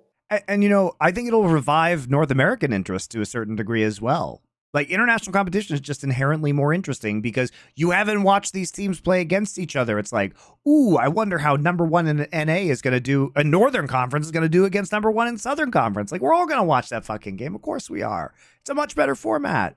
So, I mean, I think it's going to be still hard because the other side of the coin, Thorin, where we talk about CBLOL not really having changed that much outside of like some playoffs in the first split and some playoffs in the third split and second split basically remaining unchanged, is that with North America, with what remains of the LCS, does this really stop the death spiral? Because it hasn't changed, again, outside of some playoff matches and having an additional international tournament, but the domestic viewership is still quite bad for LCS. And even though it did go up, they've run out of tricks to make it go up. Their trick was, hey, everybody, now you can co-stream. That was their trick. They've done that trick. They can't find more giant co-streamers to come in on this one, unless maybe this is it. The LLA team comes in and they convince Ibai because he speaks Spanish to do LCS co-streams. Maybe that does it.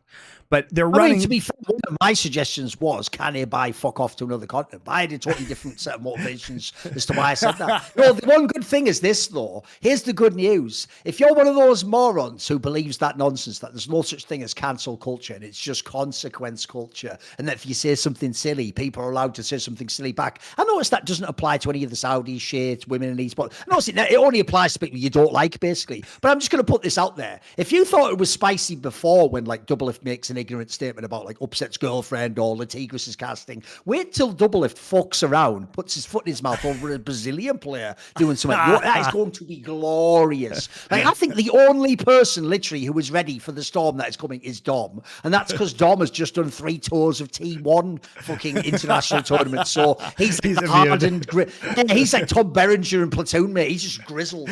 Dude, he's been and seen it all, you know. On that note, like, LS was like distress tweeting today. He's like, I can't believe these tweets I'm getting. Yeah. And I just said, I think it's fun, because I actually do think it's fun, because here's the thing about the Brazilians is they're like so hilariously angry, but also you can't take it seriously. You know, it's so hard to take seriously.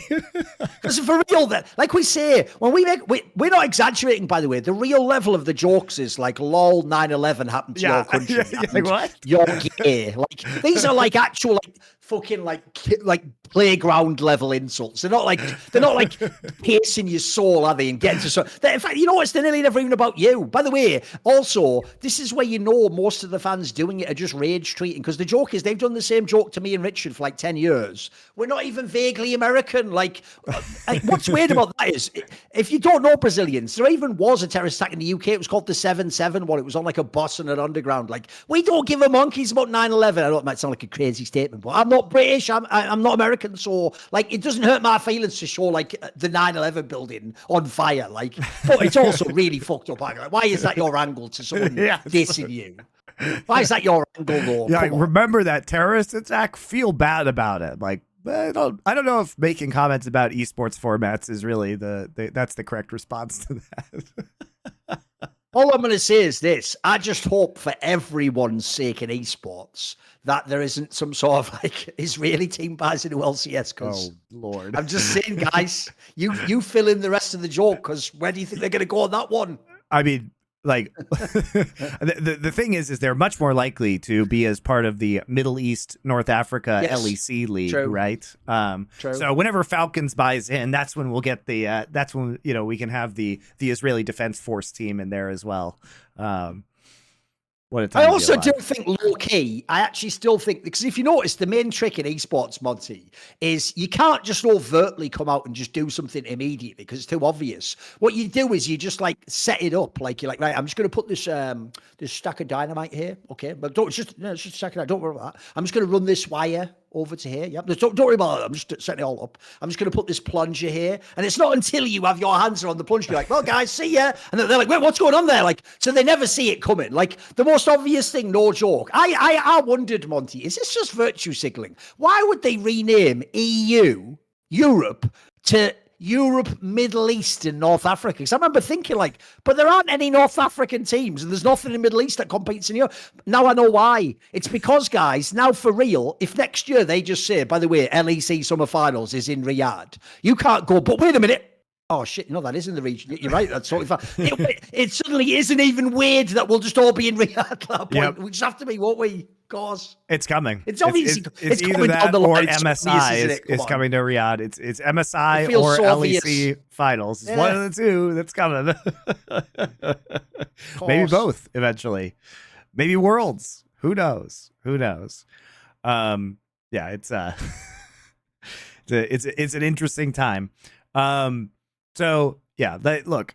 I think the overall simplification of the circuit is good, though. I think this announcement is really good. And also they announced the global revenue pool, which is going to be divided up amongst all the teams. And with fewer tier 1 teams, each team is going to get a larger piece of that global revenue pool that they announced too. So, you know, the stipends will go up, which is great for the teams because we want them to be not as reliant on Saudi money as possible, or even sponsor money to a certain degree.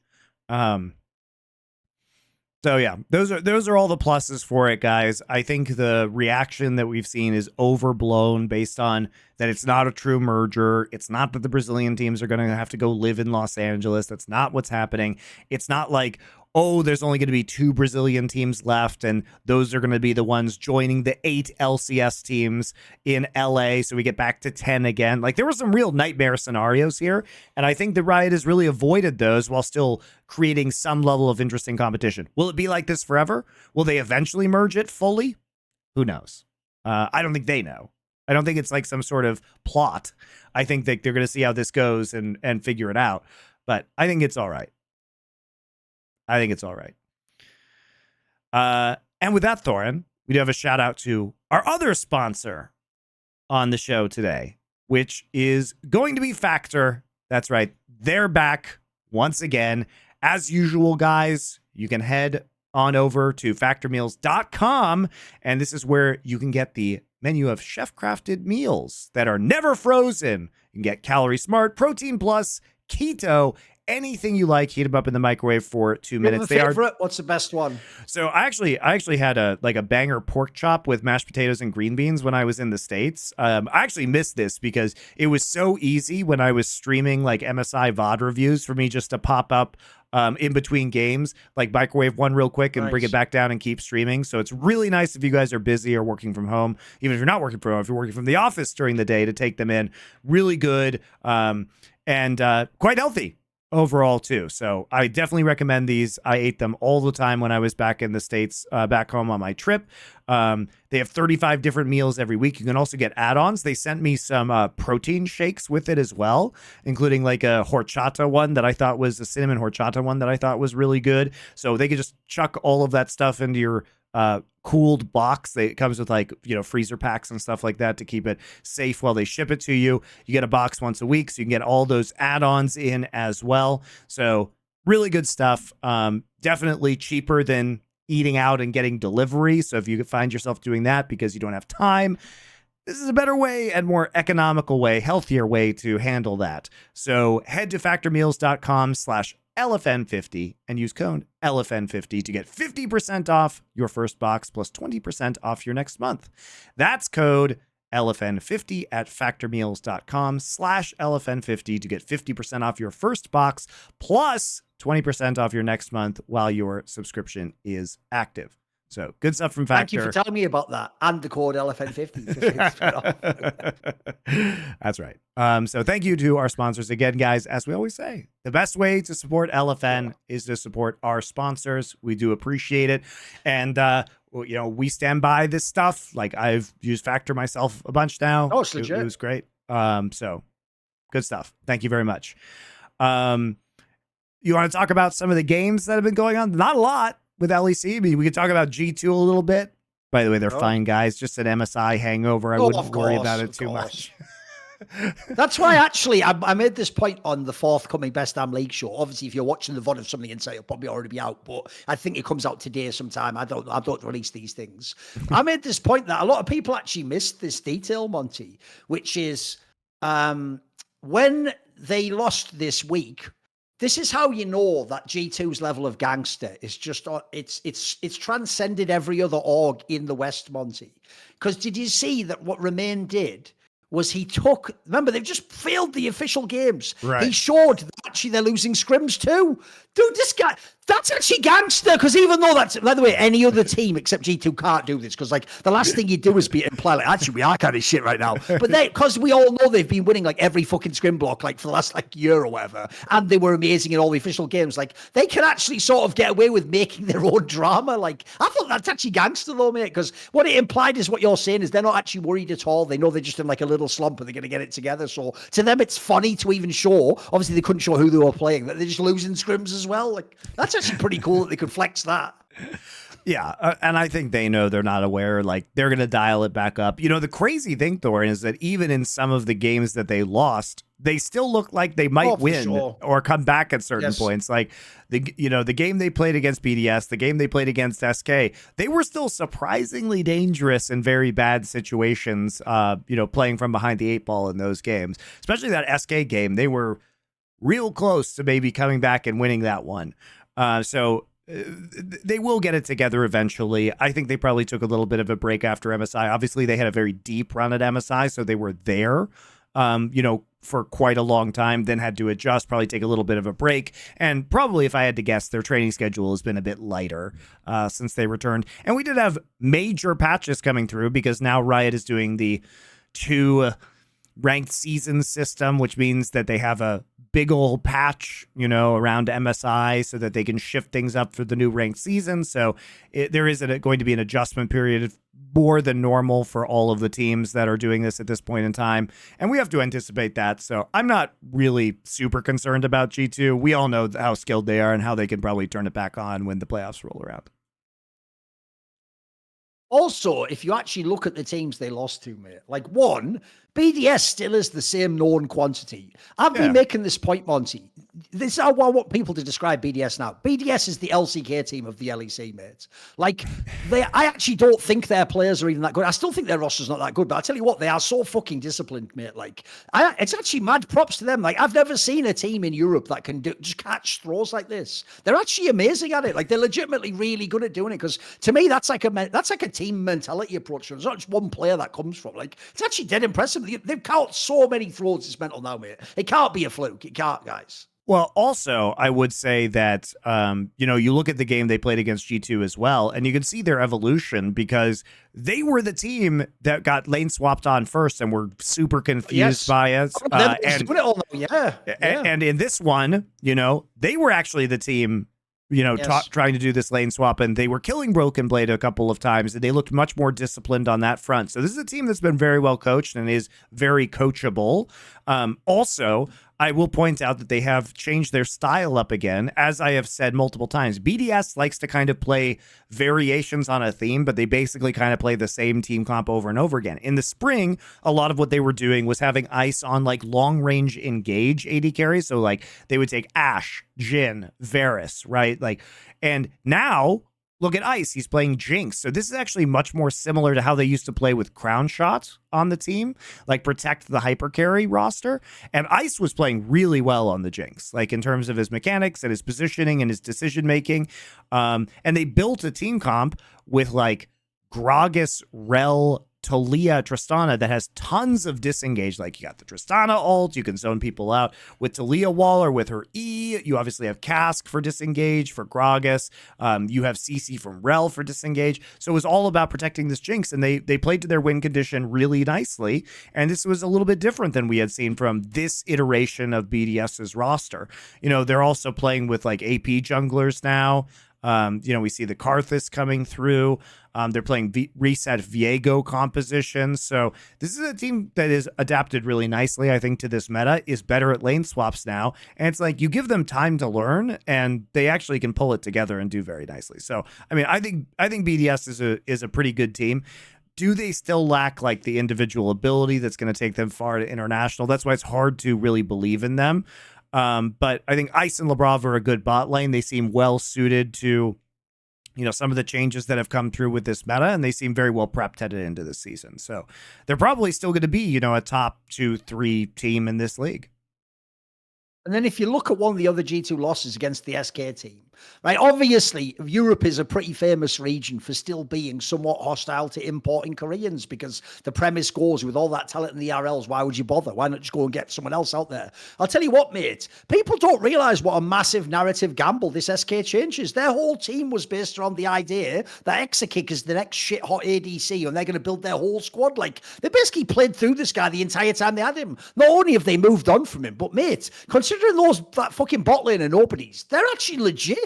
That team, they actually looked good, mate. Like, those players look disciplined. This actually looks like a good swap. Like, SK looks more dangerous already. Yeah, and Rahel and Luan coming in, they're clicking really nicely together. They actually showed a very good Lucian Nami game, which is a rarity for LEC.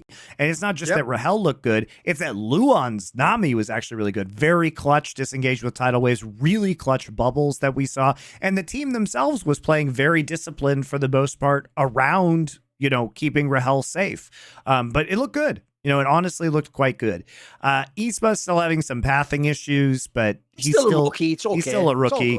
Yeah. Irrelevant is very, very solid. Like, definitely one of the unsung top lane heroes. On Best Damn League Show, this is the dream if you're irrelevant, mate. Think about what my boy Flame taught us years ago, and he was right. If you actually want to be a top lane carry, it's all about whether you have a bot lane that can go even and not have to need the resources. Like, dude, he's got the dream. If he actually wants to play those carry games from the top lane, now he can do it.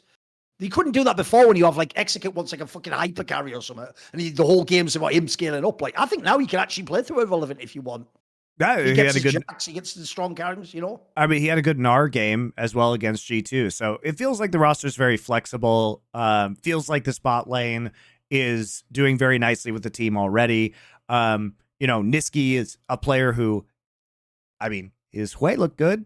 I still get nervous when Niski gets very big leads that he's just going to throw it and give a gigantic bounty over and like maybe destroy the entire game.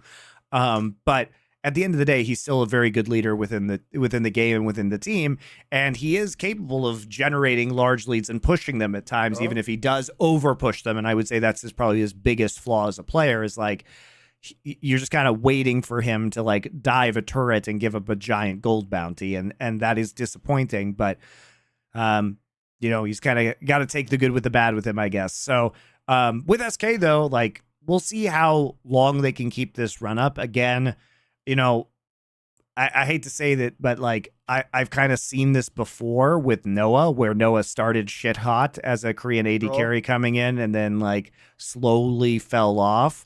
Jun has like managed to last a little bit longer, but he's still new to Europe, and so perhaps the same thing will happen to him. So I think it was a very strong starting week for Rahel and Luan, but obviously the longevity is going to be the big question here, and whether Isma is going to be really that player that they need to take them to the next level. It feels hard to really believe in SK despite their 3-0 start. Yeah, but the good thing is, after G2, it was already so scoffed who like the second or third best EU team is, that just having another team with a distinct style, like here's the one thing you've got to enjoy.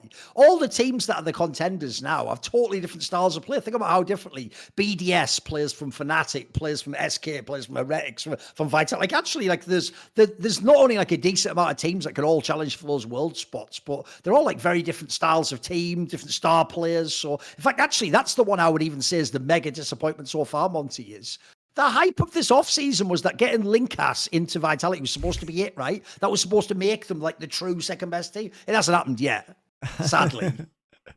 Well, he obviously very hyped player, obviously a rookie, but I mean, he's been okay, but I wouldn't say like, I mean, Hylissang has been. I think he might be done, Thorin. Yeah, but they've said that before, mate. They've said that. This, you have to understand, with Hylissang, it's like a horror movie. You've got to actually, like, you know, stake the heart, salt around all the body, enclose it in like an iron sarcophagus and bury it 7,000 meters under the... Basically, to get rid of that fucking guy, we'll need to do it at the beginning of that, like, X-Men with, like, Apocalypse, where they, like, buried him in that fucking temple or whatever. Because this guy, he never stops. Every time you think he's out of it, he's, like, leveled his game up again. He just has one of these splits, doesn't he? Like, at the moment, I feel like every year he has one split that's an absolute nightmare. He just runs it down completely. And if you notice also, think about this, Monty. This is where it's really tough to be a rookie jungler. I'm a rookie to the LEC. I'm already getting battered by like El Yoya, fucking Yike, all these mega junglers. But on top of that, I have to synergize with Hylissang, whose whole shit is like, do you hear that sound? No, what was it? Oh, that was the sound of Hylissang saying he's going in. Like, he just goes in. He just goes in. And even worse, you can't, like a solo queue game, go, should I join him? You're supposed to just commit no matter what. So your choice is either I'm on a suicide pact with this motherfucker, or, like, I have to just leave him behind to get wrecked. Which is it? Like, neither's a good answer. I just feel bad that that Vitality isn't better, because if you actually look at the individual talent on this team, I mean, Photon had a really good split in spring. VTO is a former league MVP. Carzzy has been really good individually, and you'd think, oh yeah, Mac and Carter. That guy knows how to make a team that is more than the sum of its parts. Look what he did with Mad Lions. I don't know what's going wrong with this Vitality team. It's pretty crazy that they would be going 0-3. And it is very hard in this LEC format to dig yourself out of the 0-3 hole. You have to turn it around really, really fast.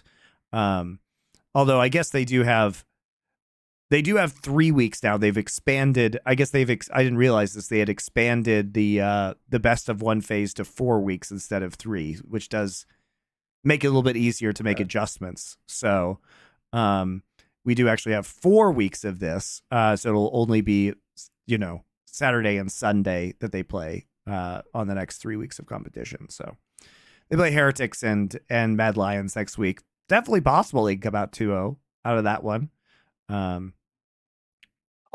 Actually, there's one thing we didn't address earlier, which is people got lost in this drama, Monty. There was this drama with Upset and the LEC casters. Yeah. I feel like people missed this completely. People think this is where the drama got like piecemealed and then people didn't get the whole thing. People thought what happened was that Upset is just butthurt that they mentioned on the broadcast that like he finished 10th 3 times, which by the way, is just a fact. Like you can't deny it did happen. But it's not just that. It's that they've done this weird thing. Did you see this on LEC? Right? I always complain on the LCS that they show tweets, but they show the most worthless, feckless tweet. Like the tweet will just be like, go Team Liquid Honda, which again, no one in the world has ever called them Team Liquid Honda who's an employee. And B, that tweet means nothing. It's just go Team Liquid, innit? Like they actually took the opposite approach with LEC. They showed flame tweets on camera, which is like, what? Like on the actual broadcast, they showed like tweets where people are basically being like critical of you, which is like, look, I'm not totally against it, but it is a bit of a wild fucking move. So I actually want to get your take on that. What do you think of that? Because to me, it's a very like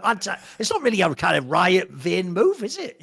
I think all social media posts on broadcast should be destroyed. That's what I think. Look, it's the caster's job to frame the narratives, and they don't need help. And they certainly, I would tell you, that shit, if I was casting, would drive me up a fucking wall. Because if you see something that's wrong, you immediately have to address why it's wrong, and it ruins the entire flow of your ability to tell the stories of the players and the teams. And if you come into a match and you think, I actually want to like talk about what this guy has done well, and I think he's underappreciated, and then you have players who are like flaming him. Sure, you could say like, oh, the flame isn't really justified, but it's like, we don't even need that flame to tell that story. You know what I mean? Like, leave it off, man. And as you say, a lot of the LCS stuff is just nonsense that doesn't, it basically just obstructs our ability to watch the game, because now all of a sudden I can't see fucking items or whatever, right? It's even less appropriate in this game at all. It's like you're literally just taking information away from me. Like people would go mental if they, for example, let's say if you were watching an American football game and they put somebody's tweet that's like, go Bengals, and it like covers up like the downs and yards to go. Like that's information I fucking want all the time. Like I don't want to see this at the expense of like seeing that a third item was just completed onto a mid laner. Like what the fuck are we doing? But nobody complains about it. Apparently it's just fine that they do this. I mean, I think it's completely ridiculous to like literally obscure information in the game to get nonsense tweets in there. And also they just derail the casters. They just derail the casters. And like, I don't like them knocking the casters out of the flow. And ultimately some fucking producer backstage, and it's some social media producers like, guys, I got the tweet, push the button to put the tweet in. And then the tweet comes up and it's like, whose fucking job is this? Like, no, if you want to cut costs, cut that cost, for the love of God. Don't cut an observer, cut that person's fucking job. I'm with you, Monty. I can't handle a world in which you're supposed to be one of the best sports commentators in the world, commentating an actual sporting match in theory, the highest level of European League of Legends. And then it's like, as you're busy talking about the game, it's like, oh, wait, and we're getting some thoughts in from Jake Lucky on what he thinks of the jersey of the team that just won the game. Who gives a fuck? Get it off the screen. That's not even funny or entertaining. Get it off the screen. I'm with you. Get it off the screen. Like I've also almost never seen it implemented well. The only one I've ever seen in sports that did it well is actually the UFC. The UFC has a different part of the screen where they pop up tweets on like the far left. But the difference is, Monty, they genuinely actually curate them well. Like they'll do stuff like they'll have like another fighter in that person's weight class saying like what he thought of the first round. Like I had him winning, like 10-9 on that. He had more ground control. That's actually like interesting info. As you say, in this case, it's either shitty flame or like generic cliched gold team I support tweets. Like that, I'm with you. That just takes away from my enjoyment of the match. You're not adding to the game there. Like, here's the thing, Monty. Same thing. If in the match you want to talk about upset and Super in the game has tweeted out something like, I actually thought upset was always overrated, that's a tweet you could maybe put on. Sure. Because then you could like frame it around someone in the league or what's going on or what his peers think of him. But I'm with you. Like, who gives a fuck what random shit it thinks on Twitter? Like, I mean, this is why I wasn't. I'm not against like when they cut away to show like APA's talk during the game. Like, that's actually fun and hypes me up for the game and like makes it more interesting. These things don't make it more interesting. Even, you know, random plebs flaming players doesn't make it more interesting. And like, you know, I understand why Upset would be potentially frustrated by that happening. And also, I mean, I do think though that calling out casters is just kind of ridiculous. It's like, are you really upset about them saying you were 10th place 3 times in a row? That's just what happened, man. Like, I think people know that you're generally regarded as a good player. And people, he doesn't even understand the reason. The reason why that is notable is because he is a good player. Yes, yes. If he was a shit player, they wouldn't even mention this, it. Monty. His real problem there is this. What they said isn't even that bad, but he's doing the thing that pro players often do, which is to a pro player, if you're a famous person and you say something, they will conflate it with what the dickhead random fan says that's a more annoying version of that and act like you're the Pied Piper and you made that fan say that. So the real problem here is, as you say, Monty, if anything, they're making the context of, it's actually insane that someone as good as Upset could come 3 times in a row. That sounds impossible as a stat, right? Well, the problem is the fan on Twitter though does say you came 10 3 times, so you suck. Like they're doing a very different bit of heavy lifting with that info. But I'm with you. I don't think you're not really mad at them. You're just mad at the fans. You're not mad at fucking. Here's just the truth of life, though, Thorin. If somebody's going to be shitty, they're just going to find a different way to be shitty. Oh, they always will, of course.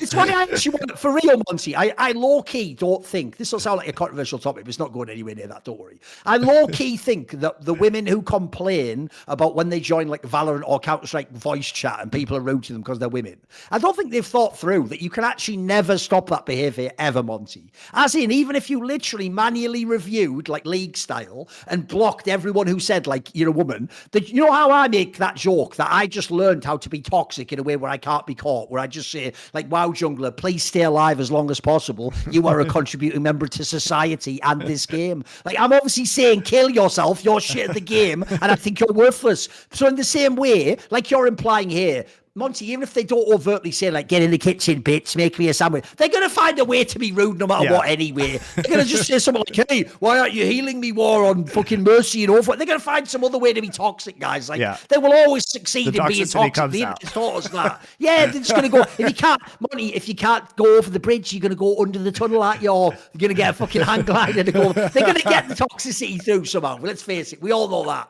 That much is very much true. I mean, they already like find ways to game the system because the best ever was easily Hearthstone. You couldn't even type. So then to say like good job or whatever became the most toxic shit of all time. What was it? Nice hand or something. What was it? Nice sorry, goal. I think. That became like, if you can do that, you can't beat it, can you? That's like genius. That became toxic. I know. I'm pretty sure they had to remove sorry from Hearthstone because people when you were about to lose or you made a dumb play, like somebody would just start spamming sorry. Basically, it was very funny. In League, when in the game, you know, you do like the flash ult and you miss, and the fucker does that like thumbs up one that they always do in pro player. It was the equivalent of that. It was just like sarcasm on it, but it worked. So as I say, you can't really get rid of the toxicity, guys. It'll always be there. Yeah, the pro players do that all the time. Like they do like the thumbs up emotes when somebody misses a skill shot. It's funny. Like it's great. I also do think the best one that the Asia ones do, because they have to be BM in a very careful way, is when you do shit like you enable the emote of that guy's like X team, and then when you kill him, you all do the emote or something. I like just the subtle petty beef shit like that. That's the one that I prefer. Where you know, like whatever team it might be, you just flash the X fucking flare, or the one that beat them or something. You know, that's a classic one.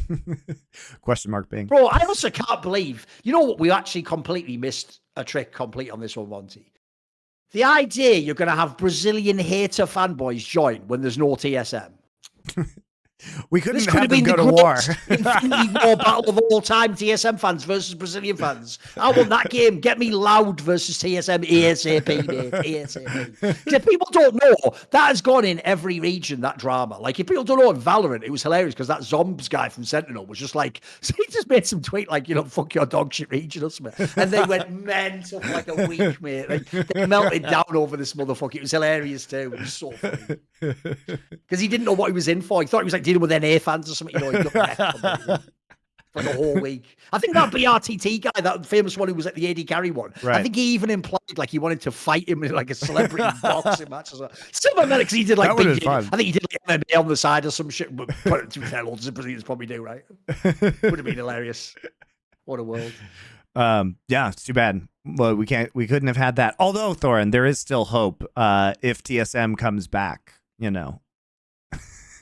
maybe the funniest eventuality is that they come back as a Brazilian team, and then the old TSM fans and those Brazilian fans have to be fans of the same team together, and then they just fight that way. It's what I want. Being us, at the end of the day, I just want all my enemies collectively together. Can Saudis just buy TSM? I want to see Reginald rocking a full like chic outfit, the headband. I want to see that image on the camel. I literally want to see it. I would love that, mate. Like, welcome to the new era of TSM with me here at Kedai or whatever. Like, going along on a cow. I'd love that. I want his version of the Nazgul one to be him on the camel though, walk like that. Oh, yeah, we'll get rid of Bay Life for Red Sea Life instead. There you go. So LPL. Look, be honest. Also, to be fair, why did they never think of that one during Pride? Gay Life. It's all gay life. It was right there the whole time, Reggie. It was low hanging fruit. Yeah, it turns out Reggie was more famous for using... Carefully go to Saudi Arabia about using the term low-hanging fruit, though. They might think something different about that one, mate. I would also say that in Reggie's personal lexicon, he was using words that are not very nice for gay people. So maybe doing Pride for TSM was not the promotion for them. Especially it's actually so sad. I misplayed my hand on that one, Monty. What I should have actually done is not only got that one, but I never even checked the rest of the channel. I should have found every video with shit like that, and we should have made like a comedy like edit for Pride for them, like them saying a bunch of shit. It would have been amazing. We could have made a banger video. Actually, now I think about it, we could have made a straight fire one, couldn't we? It's never too late, Thorin. It's never too late. It's not like those videos weren't archived by other people. They still exist. They just got deleted off the TSM channel. But we can talk about the LPL a little bit as well. Like this phase of the LPL, I will say, Thorin, I am very grateful that they made this new phase of the LPL because it makes it so much easier to watch this league because you can kind of ignore a lot of the early matches. Then you can kind of pay attention to half the matches, and then we get a banger playoffs, and it's all good. But the story of LPL, if you guys haven't been paying attention, the surprising story is Anyone's Legend, which is now 3-0. So if you don't know, basically all of the teams have been split up based off of their performance in spring into 4 different groups. And Anyone's Legend was in there with Ninjas in Pajamas, who had a surprisingly deep playoff run after kind of a mediocre regular split, and Weibo, who has allegedly upgraded with Tarzan, although he looks fucking terrible now, and Breathe near to this roster as well. They have not been doing well so far, but it is a double round robin, so you never know how these things are going to turn out. But Anyone's Legend is a team that has kind of a bunch of castaways from various other teams. Like Ale was a very good top laner when he was on LNG, but he kind of fell off. And so, he ended up being eventually replaced by Zika. And then we have Shanks, who's been kind of like bouncing around between LPL teams, who has mostly been a control mage player, but now I guess plays Yone super well, which is very surprising. And he's been playing mostly AD champs. You have Kroko, who was formerly on the, the roster, the roster of. We used to talk about him all the time. Oh, yeah. I mean, he was on DRX, but he was kind of like a meme player, and he was like he was on Live Sandbox as well. Yep. And this was the iteration of Live Sandbox that had Prince and Kyle on it. So he is a former teammate of Kyle's as well. So this team, Also, that guy Hope was on JDG. He's LPL champion. If people don't know, he was on JDG before Ruler. Hope the ADC. Yeah. So a lineup of players actually is kind of underrated, yeah. Well, Kroko was just kind of a meme in Korea because he was like so ridiculously inconsistent. He would like be very aggressive in hard carry games, and then he would just completely int. And so he was one of my favorite players to watch because he was very entertaining for that reason though. And Kyle, it's shocking that Kyle has somehow outlasted Prince at the tier 1. If you had looked at them on the 2022 iteration of Live Sandbox, that's not the prediction you would have made. But he's been honestly very good. He's been very good. Kroko has been much more consistent. The real story, of course, is Shanks, who was good in spring, but now is like playing really well in summer and seems like rounded out his champion pool in ways that he hasn't really before. They got Tabe as a coach for this team, obviously like legendary personality / coach. I mean, he has just the Midas touch. You see, even with this team, every team he comes to just levels up immediately. Yeah, I mean, he's been coaching for 10 years at this point. A lot of them have been with Royal Club / RNG. He was on Billy last year and was definitely like part of the record. Yeah, their big level up. Because he joined in March to Billy, so he was mostly there for like the summer glow up that they had.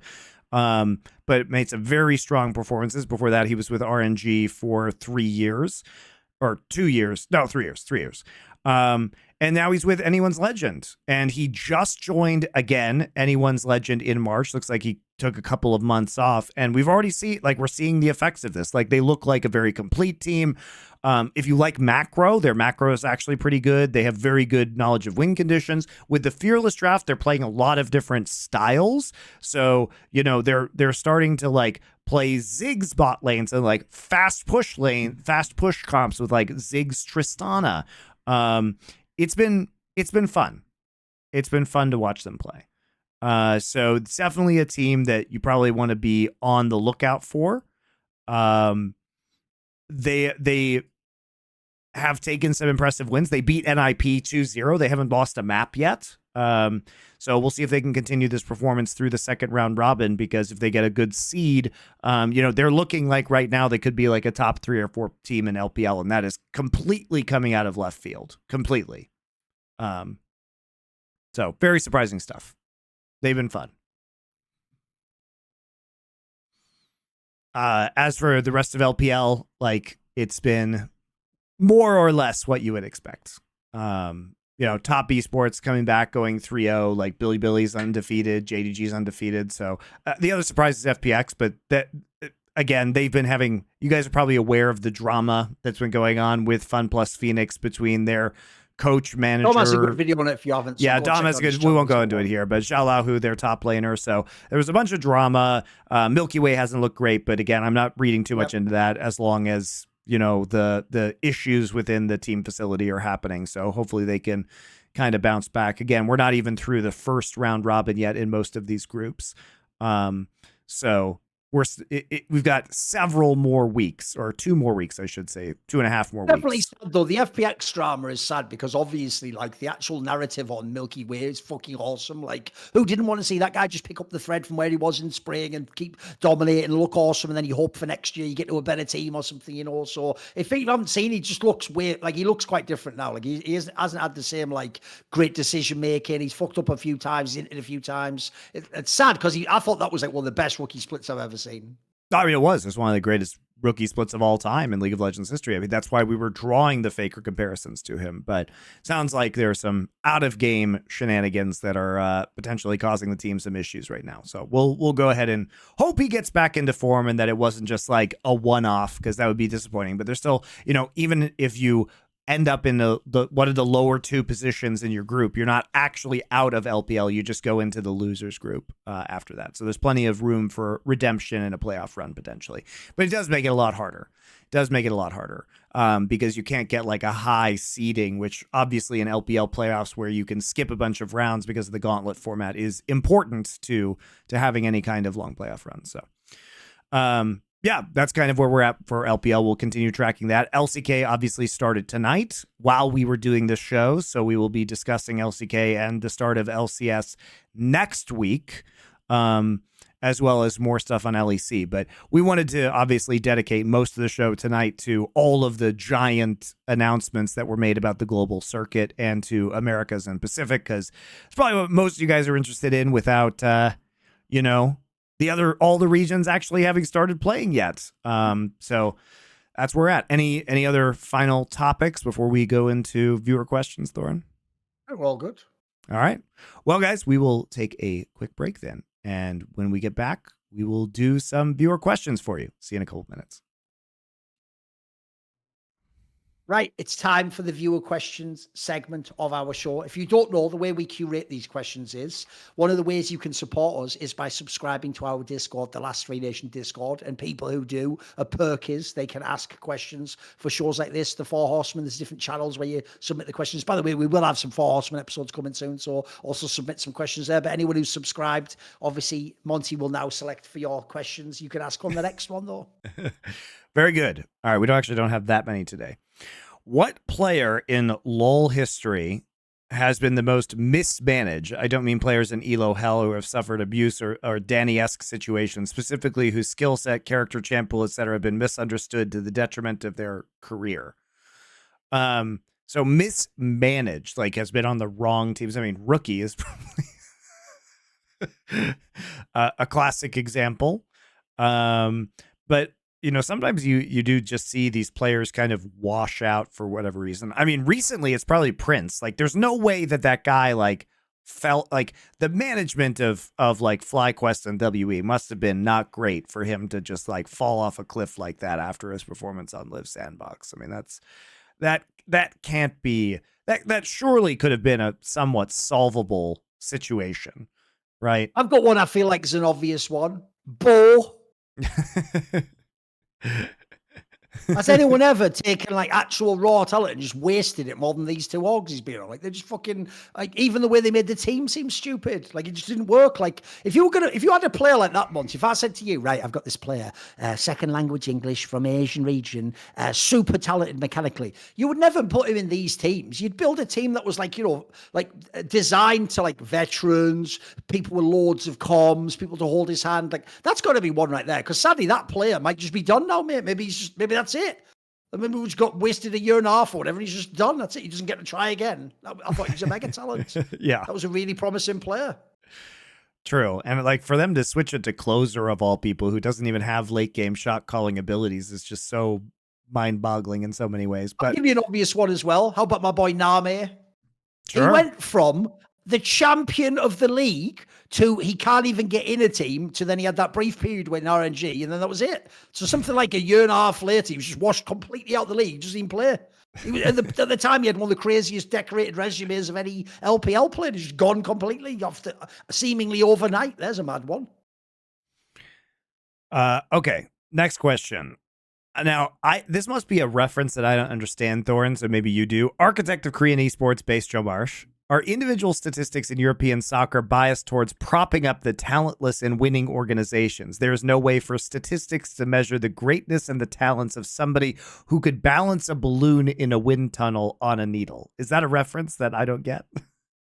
I think he just means that, like, obviously there's, I think what he meant by that last thing is the idea that, like, there's no, like, box score for, like, skill with the ball or something. Yeah, like, sure. Sort of right in a way. That's I sort true. of vaguely know what he means. Okay.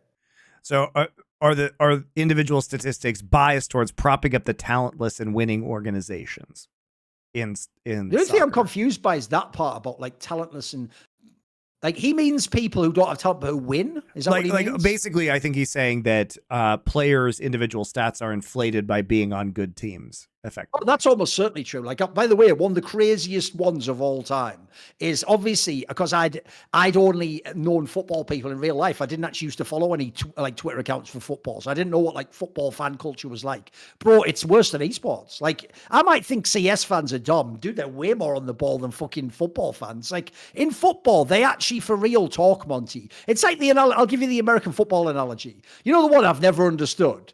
It's like, you know, when people talk about, like, for example, the obvious one is like Randy Moss, right? If I say to you, Randy Moss is the best wide receiver ever, right? Immediately, I'm a moron because all the stats say it's Jerry Rice and he won all the rings, right? Notice how we've ignored, I have to have someone throw me the ball before I can do anything.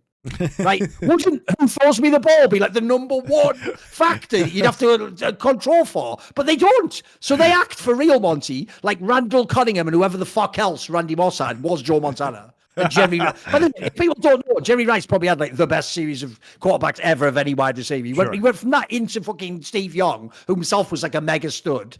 Like, and by the way, even at the end, he had fucking Rich Gannon. Like, he had some fucking amazing quarterback. So we're not even going to ask that. So similarly, in football, people for real act like if I'm a 20-goal scorer, striker, and you're a 20-goal scorer, like we're equally like we have an identical circumstance. Meanwhile, the question I would ask immediately again would be like, well, who am I? Who's passing Who passes me the ball? Yeah. Yeah. Do I get to win the game? Is my defense any good? Is the goalie any good? How about the manager? What system does he use? People, sadly, they are really bad for that. Like, they really do think that like the number in the stats database tells you everything you need to know. So I don't know if that's answering his question, but I think we had a decent rant there. There we go. I was wondering if you guys could explain Riot's monetization strategy, as it seems a bit anti-business, since they seem to continuously make new champions to make skins for, leading them to destroying the pipeline of new players coming in, power creep, alienating older players, spaghetti code disruption, further causing problems. Yes, well, it was cool. So here's how it worked. If you guys weren't here so they released the game with 30 champions, right? And what you guys probably don't know is that in like the 2010, 2011 period, sometimes they were releasing new champions every 2 weeks. No fucking joke. Like new champions every like 2 weeks. So a lot of these champions were like really hella busted too. They were hella busted. Release Jin Zhao was just a terror. So this was like actually a disaster, and like a lot of the skins that like they'd release the champion with the base skin and then a different skin that was like a shitty recolor. So the monetization strategy was clearly working extremely well at the time because everybody was like, "Ooh, it's been 2 weeks. Time to enter my credit card information and buy the new champion," right? But obviously you've hit on the problem now, which is that new players can't get into this game unless you have a total like cultural saturation like you do in Korea and China, where all of your friends play it if you're a kid and therefore they're going to teach you the game, or you're like extra motivated to learn how to play it. Why the fuck would you play League of Legends? This is why nobody plays in North America, guys. You have 170 different champions. It's a ridiculous barrier to entry. This is why Counter-Strike has the smart way of monetizing. And instead of doing that, they decided with Valorant to do the league system, which means eventually, on a long enough timeline, Valorant is just going to become new League of Legends. It already has too many particle effects. It already has too many agents. And you know what? They're just going to keep releasing new particle effects and new agents. So yes, it is a terrible monetization system in the long term. For many years, though, it's probably a very effective monetization system. But now we're getting to the point where how do you manage this, right? How do you manage a game like this? We'll see how they do it. Remember, they keep saying League of Legends changes forever in 2025. Maybe there's a new iteration of the game coming out where they're cutting down the champion pools. Who knows? I don't think they will because people get mad, but there you go. What was the worst think tank statement someone has said to tilt you immediately? Like Logo Doco say GAM would place better than Splice, having not watched a single GAM game. That was very tilting. I mean, the obvious ones to me, because they're just topical, are when people just said stuff like, what would the point in doing best of threes be? It will just make viewership go down, as though that was like a universal axiom, Monty, that like just happens, you know, like stuff like that. Basically, the reason why stuff like that always annoyed me, because I always felt like they were just bad faith arguments meant to prop up whatever LCS was currently doing, right, while ignoring that, like, the practical reality of if you've ever watched that format is it's obviously just better, isn't it? Like it's so obviously better in every regard except basically scheduling, basically. That's about it. So the idea people like hard push against those, I always just thought was so annoying in League. Like the problem with League is you know where it's going. It just takes 5 extra years to get there. If you were to make a League Hall of Fame, how selective would you be and what criteria would you use? I mean, a 60-player Hall, and it honestly seemed a little watered down. I turned it to 30, and that was way too few. For instance, Monty's guy's score didn't make my 30-player list. Well, boo to you. And neither did players like Bang, Prey, 369, or any Western players.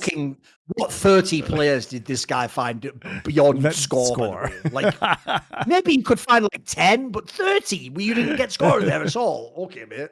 I bet as well, like, listen, bear in mind he didn't win Worlds. You better not be some dickhead who had like all the fucking players who won Worlds, you know, like over him. Better not be. He said he didn't have any Western players besides Caps, Pertz, and Yankos. He had Caps as a top 10 player of all time. Do you think he is? I mean, let's break this down. Feels like a reach.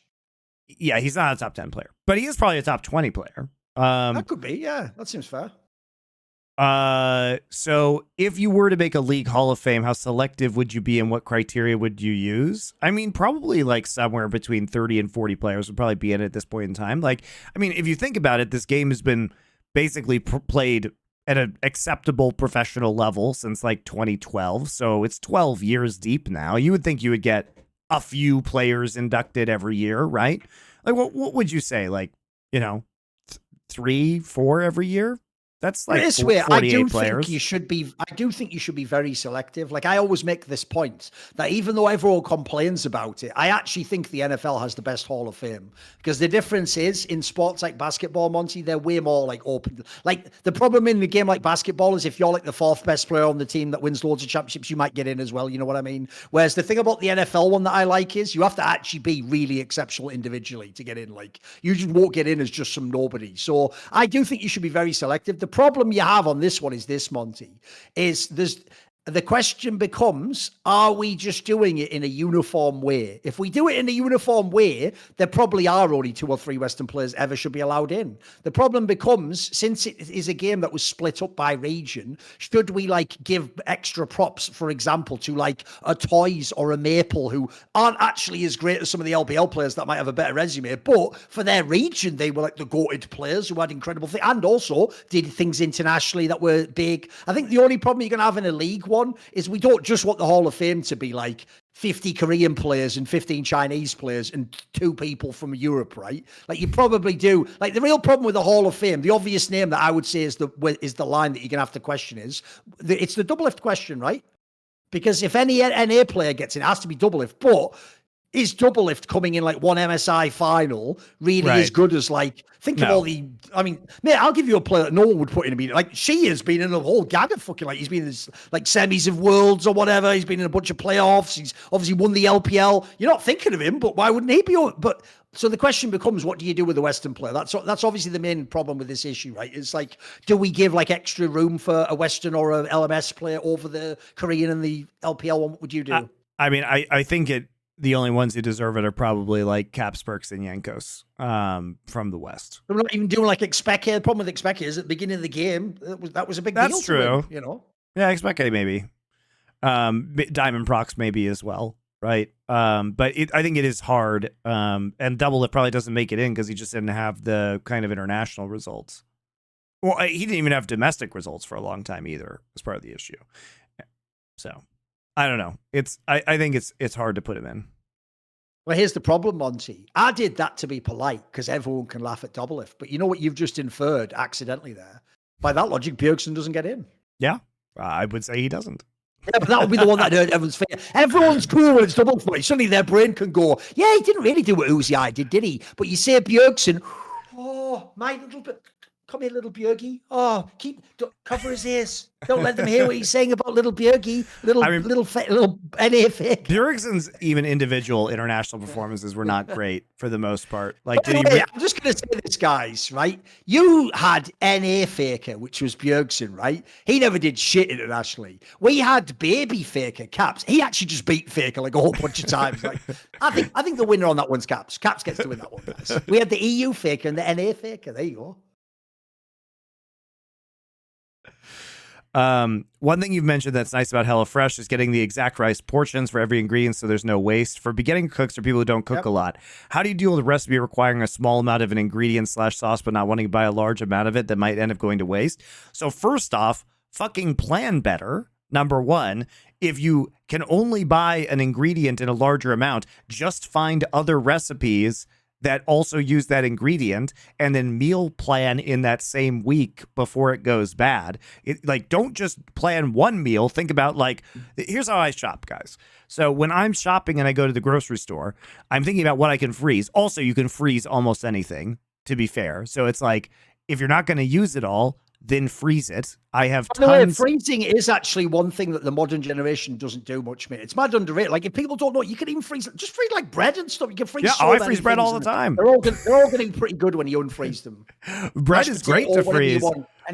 Dude, I have so much shit in my freezer at all times. I buy like Costco meat in bulk, guys. And like, I'll buy like 7 pounds of meat and then I'll just freeze a bunch of portions of it. You know, honestly, here's a trick. One of the best investments you could make is a vacuum sealer so you can freeze things without freezer burn. That shit's great. They're not that expensive, and if you are smart, you can use it. And all you have to do is just, if you're going to use those ingredients again, just pull them out before you go to work or whatever, like in the middle of the day, and then it'll just be thawed. Just chuck it on your counter. It's fine. Put it in a bowl. Right? If you want to thaw something out quicker, here's what you do. You take it out of the vacuum seal. You take it out in either the plastic bag or a vacuum sealer. You put that plastic bag in a bowl of water, so it's like an ice cube, and it will just thaw quicker. Right? So there's a trick for you. So freeze it would be my number one, and then just meal plan better. And also, you know, if you have a bunch of ingredients, like try and get dried ingredients, right? Or like dried beans, you know, but a lot of stuff also, if you're planning well, shouldn't really go bad. You know, for example, if I buy like a carton of tomatoes, one thing I will do is before the tomatoes go, so I'll either make salsa or something, or in order for the tomatoes not to go bad, so if you make Indian food, for example, a lot of Indian food or curries have tomato bases. So what you do is you take a box grater and you cut a tomato in half, and then you just grate the tomato, not the skin.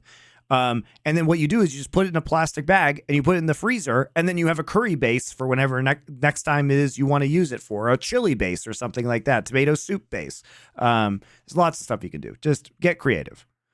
But it is also nice, to be fair, about HelloFresh, and I do agree with this. It is nice to just have the perfect amount of ingredients so you don't have to think about all of these things.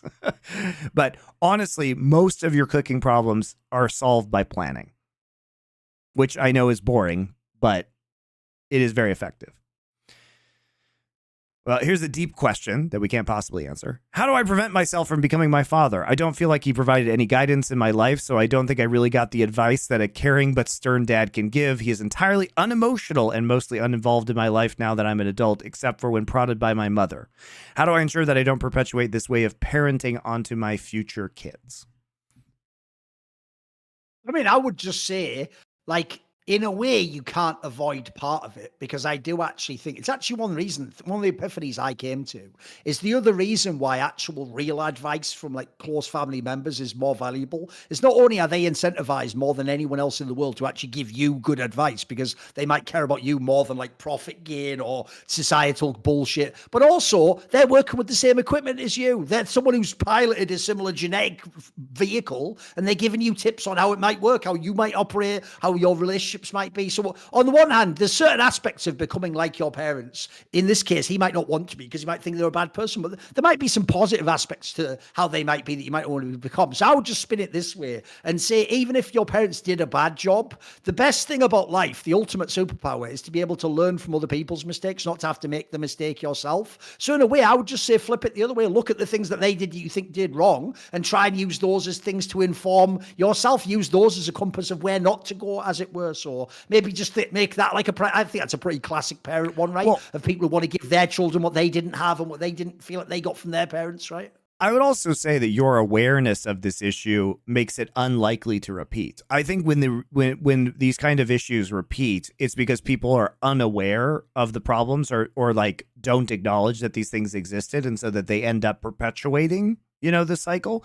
But if you're aware of it, and if you say like he's entirely unemotional and mostly uninvolved in your life, I mean, it sounds like you know the way to do that, which is simply to be involved in any kids' lives that you have. Take interests in their interests. Make sure you do communicate effectively with them, right? Like, set aside the time to do things with them. Like, just be there for them in a way that your dad wasn't for you. And like, I think you solved that problem. It's it's easy to say. It is, I will tell you, as somebody who is a parent, very difficult to have the energy to do these things on a day-by-day basis. But I make time every day to spend time with my kids, right? I am not in a position where I had a great dad. So, I'm not in that same position, but you know, things from my childhood that I remember that my dad did well, I do now, you know what I mean? So if you're aware of these issues, I think like you're already most of the way there to fixing them in the future. And I wouldn't worry about it too much right now, because like this guy's like 24. So I don't think you're probably gonna have kids soon. Maybe you are. But it seems like you got some time, so I wouldn't spend too much time worrying about it now. Live your life for the time being, and when the time comes, like, it sounds like you know how to deal with this. Do you believe TL could be at or close to the level of G2 if they had JoJo and Masu instead of APA and Yun? If not, what would be holding them back? I mean, maybe. Interesting question. It is an interesting question. Like this iteration of Team Liquid. Now, I do think the narrative's been flipped. Like, people are like pretending that Core has been good for a long time. Core was actually like kind of bad for a long time, guys, and he like flipped it on again in the playoffs and then like played pretty well at MSI. Like Yun also did have a good MSI, guys, to be fair. And APA, you know, the meta was right in his wheelhouse. Like Impact obviously played the way Impact does. I'm a fan of MT in general, was a fan of him in LCK. So, I mean, I think probably they're a better team. Are they as good as G2? Probably not. I mean, G2 is a very special team. You probably need to give Jojo Pion a couple of years as well. Remember, we're talking about like Caps has like had an entire career. He's mega experienced at the top level. So you need to give him a year or two as well to level up still. Yeah. Also, Masu is still a very new player. So like I would say he's an upgrade over Yun, but not by a huge amount or anything like that. I don't think that either of those players is experienced enough, and especially offers, you know, the kind of shot calling and in-game poise that G2 is known for, right? Do you think it's time for FaZe? What about fucking Cloud9, black and yellow, whatever Dignitas? What about them, mate? Cloud9, black and yellow. There you go. That's going to be a fun one. Do you think it's time for FaZe to make changes? And if so, what would be the first thing to change? So that's a question for you, obviously, because I don't know. The silly thing is, I think actually FaZe is one of the only teams that's a slam dunk. You don't make any changes in their squad. Like, they're always a contender for the title. Like, they're still a very good team. They've only lost to other top teams generally. And the most recent move they made, bringing in Frozen, he probably is their best player. Like, it's one of the few teams, I think, where no one would make a roster move. There's loads of other squads I might in CS, but I would just leave that one be. They look good enough to me. Favorite league champ ever. My favorite champ to watch is Lee Sin because, you know, my favorite position is jungle. And so many different players have been amazing on Lee Sin, and all of the top junglers can play a great Lee Sin throughout history. So it's easy to compare them as well, which is fun. He's just one of the most skill expressive, interesting champions. Now for me, because I do not have mechanics, my favorite league champion ever is probably Poppy. But you know, to play, I am enjoying new Skarner as somebody who does not have hands, and I did enjoy old Udyr for the same way. So jungle champs that you can play with lots of like CC and tankiness and setup, I would say. Just historically, I would probably have said Thresh. I used to just think it made for like the most impressive games. I also like the way you can control the game if you're like a really top player. But obviously, people will know to play. My favorite is Pyke, but that's only if I'm playing it. I don't want anyone else playing it. I don't want to watch it. If I'm playing it, it's really fun. Only for me, not for anyone else. The joke is, like, you know, like the idea of 1v9ing. It's the other way around. It's 9v1 when I'm on Pyke. It's everyone against me, so it's all good. Don't worry about it. I can't lie, by the way, unironically, this is where actually, I don't usually think pro play negatively influences league, but I can totally admit that the worst thing that ever happened to my solo queue experiences was when I saw that game. I think it was in like 2019 when Hillesang did that Pyke game where he just kept like split pushing. That I have ruined so many games because I saw that, guys. And I was like, you made this, I made this. And I've just done that so many times and ruined so many games. It's actually abusive at this point in time, but can't do anything about it. I'm not typing in World Say though, so it's okay. I'm not toxic. Not toxic. You have to understand, if I go in on Pyke in the first 3 levels and the ADC doesn't burn everything to go in, I just leave lane after that. So, okay. This is why, by the way, Riot hasn't created a good competitive environment, because I didn't like learn my lesson and become less toxic. I actually embraced being toxic, and I'm just Mad Max in this toxic wasteland. I'm just the king of the toxicity, so fuck y'all. It's the answer's Pyke. The answer's Pyke. Love it.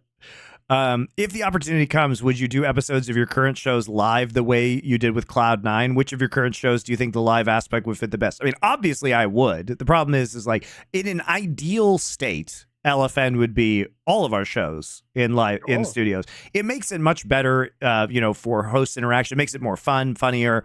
But obviously that would require us to like live near each other, which would be difficult. The most obvious one would be obviously Hot Take Point Made in Counter-Strike. That would obviously be insane if you could do it live in person. I think like, just bang even more, you know. Foreplay would be great also, just because like the amount of ranting and like, you know, standing up and shouting and everything that would happen would probably be pretty entertaining. Be like Red Letter Media, but angrier. So I think there's some really cool stuff we could do. Now, obviously, in a world where LFN has $1 gazillion, we could probably make that happen. But until that happens, sadly, we will not be doing that. Thorin, you hate when people get Esports Awards based on their popularity or their biases. What are your thoughts on Messi getting the Ballon d'Or over Haaland? Is that how you say his name? I don't know. Thing is, I actually, the problem with that topic is I don't have, as usual, the simplistic take. So even though I do think Messi shouldn't have won it, I actually wouldn't have given it to the Haaland guy. The problem with the Haaland guy basically is this. He scored like a bazillion, I think he scored like 50 goals or something. But the issue is, if you ever watched him play, he was essentially like just fed the ball to his feet all day long. So I actually would have given the midfielder, Kevin De Bruyne, that passed him the ball, the award personally. But the problem with how they do the Ballon d'Or is they do it a lot based on stats, and strikers nearly always win it now. So the issue is, to me, I think you can be a midfielder and be the best player. So if they don't do that, I wouldn't have given it to Messi. I do think that was like, they just gave it like for name. It was like them giving Fake a PC Player of the Year. They just did it for name value, basically.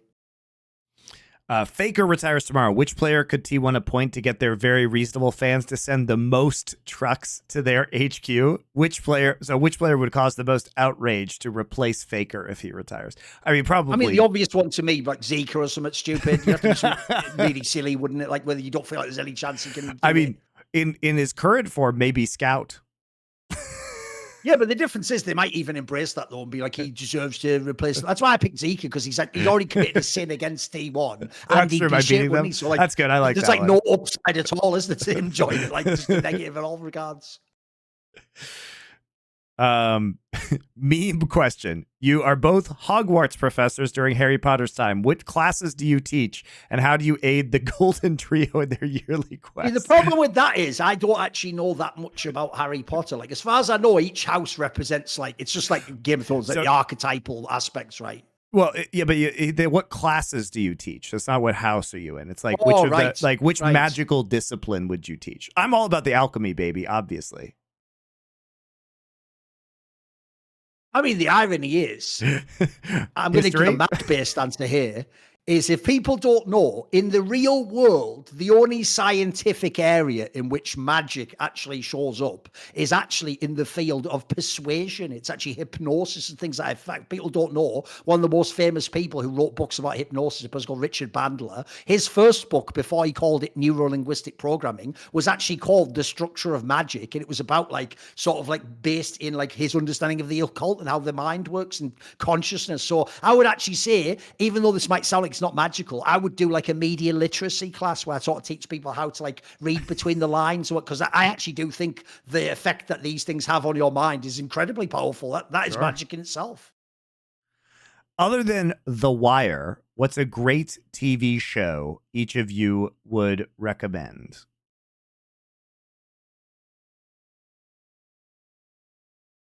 I feel like we've recommended a bunch of TV shows. Oh, Lord, sure. What you recommended Rome last week. We go back to Rome. It only has 3 seasons, so it's actually like highly manageable in terms of your ability to watch it. You said Seinfeld in the past. I think you can't go wrong with that one. There's another one. Yeah. Which I think is something more recent. Was there anything recent that I saw that was good? I mean, the recent Shogun show is pretty good. That's also good. Only 10 episodes. That looks like it'll age fairly well too. Yeah, I think that one's pretty good if you want to watch something that's more topically recent. I mean, I always say like old ones that people just didn't wear around. I think Deadwood's probably the most criminally underviewed fucking show of all time. If you look at the cast, it's insane, isn't it, that cast? It's also just immediately interesting because Al Swearingen is such a good character. And you're just like right in the middle of it from the first episode, so... who do you think was the single best player in each of the LoL World Championships? Oh my God, dude, we're not doing that. Pick a year. The single best player in each of the LoL World. Holy shit. Let's pick out some standout his logic ones. is there's only been like 13 or something like this, or like. Well, we just have to go through them. Let's just do a couple. That's like a whole episode, though. Like the Shy obviously was, extraordinary season in the 8. Year season 8, 2018 when he won rookie for that one, yeah. Yeah. Zika was very good in the Worlds he won in 2022. Right? I think that's totally reasonable to say. That he was one of the more surprising ones, like Canyon in the one he won, like Dandy and Mata in the year they won. I would have said Dandy in like 2014 over Mata, Faker in 2013, Faker in 2015. A lot of them would just be Faker in the first three that he won. Any more you can think of top of your head? I mean, like the UADG one, it's either JJ or Scout, isn't it? It's probably JJ if I had to maybe pick him. Like Scout was more to the tournament. Who else would? FPX probably was Tian and Chris. But the problem with that one is it depends if you want to use the shot FPX. Caller, right? There's that whole angle of like who did what or whatever, but that one wasn't bad. What was your boyhood dream job? I don't know if I had one. Did you have one?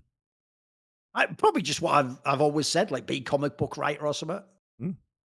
I mean, look, at the time, I didn't know writer and artist was something. I thought it was just make comic book characters or whatever. But I still think that's a mega job. Has there ever been a more coincidental release of media than Slayer's God Hates Us All being released on September 11th, 2001? I'm not aware of coincidental media releases that much. Are you? I mean, there are some mad ones specifically around 9/11. Like, there's a whole bunch of famous ones where stuff happened, Monty. Like, someone wrote a story, and then in like the poster, it was like, one of the fucking buildings on fire. They had to like cancel their show. There's some famous ones like that where people just got really unlucky as to like what was coming out around that time, or some like artwork used or something. So that's pretty up there. That's a pretty good one. In your opinion, what is your favorite villain and best written villain in film? In film. See, I have actually, since we've done it on 4, I can do the reference.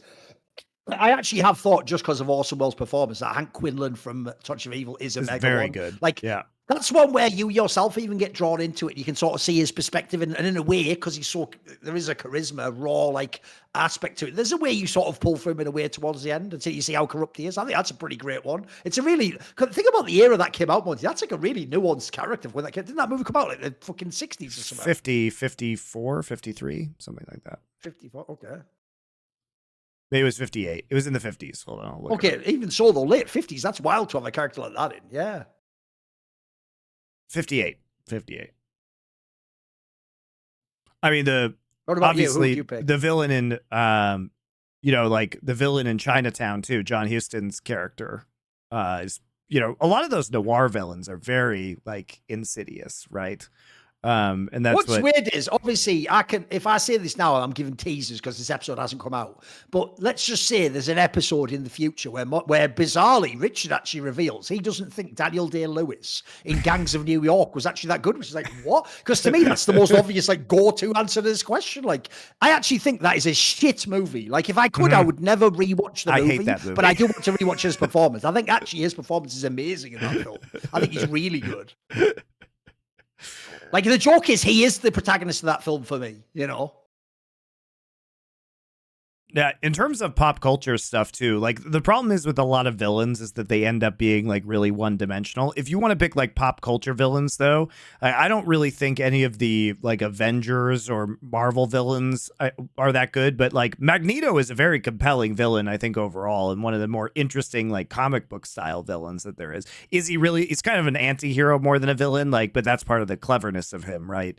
Is that he's a more interesting, nuanced, complex character.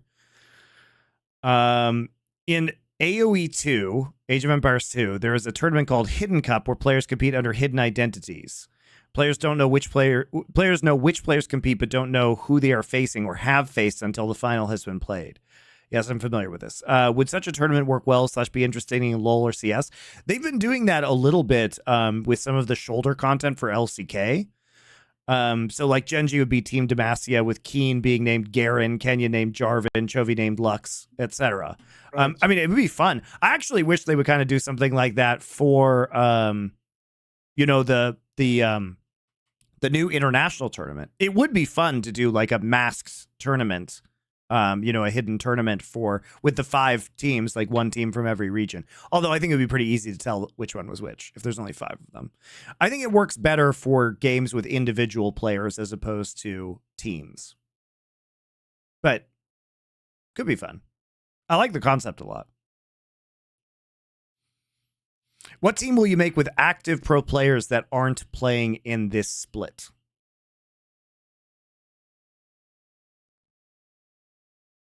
I mean, the thing is, in Europe, in theory, you can make some banger rosters, mate. Think about golf fuckers. Crown Shot. Just sat out there. Yeah, there's loads of players. Will Alfari come back? Is he active? Sat there doing nothing. Crown Shot, Alfari. Last time I spoke to Alfari, the problem is the note he left me on was one of those ones that doesn't really help you. Like, he basically sort of implied like he might come back if he had like a really good offer. But the problem is when they say that, that means basically I'm probably not getting that offer. You know what I mean? So I get the feeling he probably won't come back, sadly. You could make an amazing LEC one, though. I agree. You could make like a contender potentially. Abadagi is not on a team right now. Jizuke, there's loads of people out, mate. Yeah, Jizuke. Get Yamato to coach them.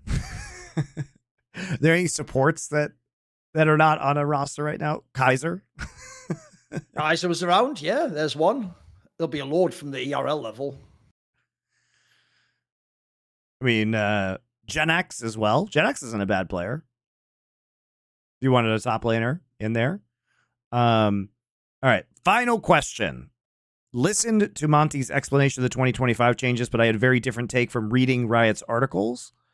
A different take is we're going to 3 splits with a new event after the first split. Every region will send its top seed, except LCS and CBLOL will play each other to determine who goes, demoting LCS to a second-tier region. I'm fine with this. Okay, keep going. Yes, I know. Yeah. For Worlds, LCS and CBLOL will have a combined qualifying tournament for a total of 3 slots, 1 guaranteed to each league. LCS is guaranteed to lose at least 1 slot. CBLOL can potentially gain 1. Yep, I'm there. I'm fine with this. Continue. Without consistent, technically that's not true, by the way, because if the new Americas League is a top 2 region at MSI, they could have 4 slots. They could. Here's the thing, guys. If you win, you get more slots. That's how it works. So it's not guaranteed. And if they only get 3 slots, they don't deserve 4 slots. So fuck. That's one of the only times ever that Riot's like fucking slimy way of doing things actually worked in my benefit. Is you're right, Monty. Technically, the rule just says any region that wins MSI and comes top 2 gets the slot. It's just that functionally, it's what I want, which is just another slot to LPL, LCK every single time. Yep. So I'm also cool with that too. It's all good. That's the one time, Riot, that worked. Well done. Without consistent cross-conference play and co-location, are Brazilian teams going to scrim NA teams? Probably not, is the answer. How are they going to level up based on maybe 1 tournament a year? It's 2. That is a concern. I agree with you. That is a concern, which is basically we could be getting into a scenario where, the Brazilian teams don't level up and they just come and get iced by LCS teams, twice a year. Why should any team invest in the USA when Brazil will be cheaper and you get the same opportunity to get stomped in international for less? Because local markets matter. And also you're much more likely to go to Worlds or MSI by being in the Northern Conference. The USA's better sponsorship market, but as Monty pointed out, there's plenty of profit in the spread between expenses and Riot partnership payments. Here's the thing. We don't know if those partnership payments are going to continue at the current level, right? I don't know if the increased partnership payment is going to be continuing through next year, because I would imagine that one of the ways they may try and motivate teams to leave their franchise spots is by not paying them as much money, right? And by saying that, you might actually have to incur some of your own expenses and you can't just run ridiculously profitably on a bunch of minimum salary players anymore. So who knows if they'll manipulate that. If it doesn't change, I think it will be hard potentially to get some of these teams out. But yeah, I mean, I think your takes are reasonable for that, but I also just see you and I are built differently. I think LCS is a minor region and deserves to lose these seeds based on their performance. And so I don't care. Dude, I would go further. I would just give one of those slots to the LPL. I don't give a fuck. But then again, it'd be a very unpopular take, wouldn't it? Yeah. So, and by the way, even though you all might want to support teams, if you actually love League of Legends, you'd love my system. Like, I would have much rather a world where instead of FlyQuest going to MSI, and then IP went. You know what I mean? Like, that would have been odd fucking JDG. I'd way rather these moves happened.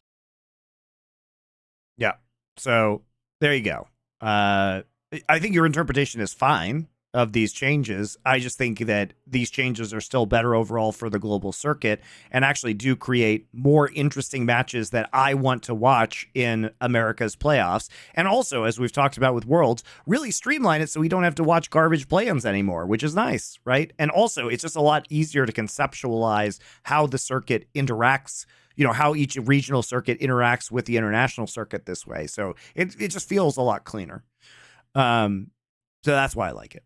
But sure, if you really care about NA, you're probably not thrilled with this. And that's what I said earlier on this show when I was talking about this. I said the actual part of it that's getting lost is that this is much worse for the LCS. You're just all, everybody's just consumed by shouting Brazilians on Twitter right now. So that's what it seems like it's the most important thing. But is it really Brazil that's getting shafted here? No, it's actually LCS. So I think you've nailed it.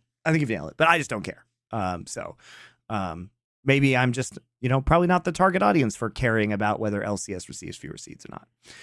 All right, guys, that was our last question. We got through them all this week. Thank you for asking. Thank you for your Discord subscriptions. We will see you again for another episode next week. We'll be on Wednesdays now, guys, at 1 p.m. CEST, and we'll see you then.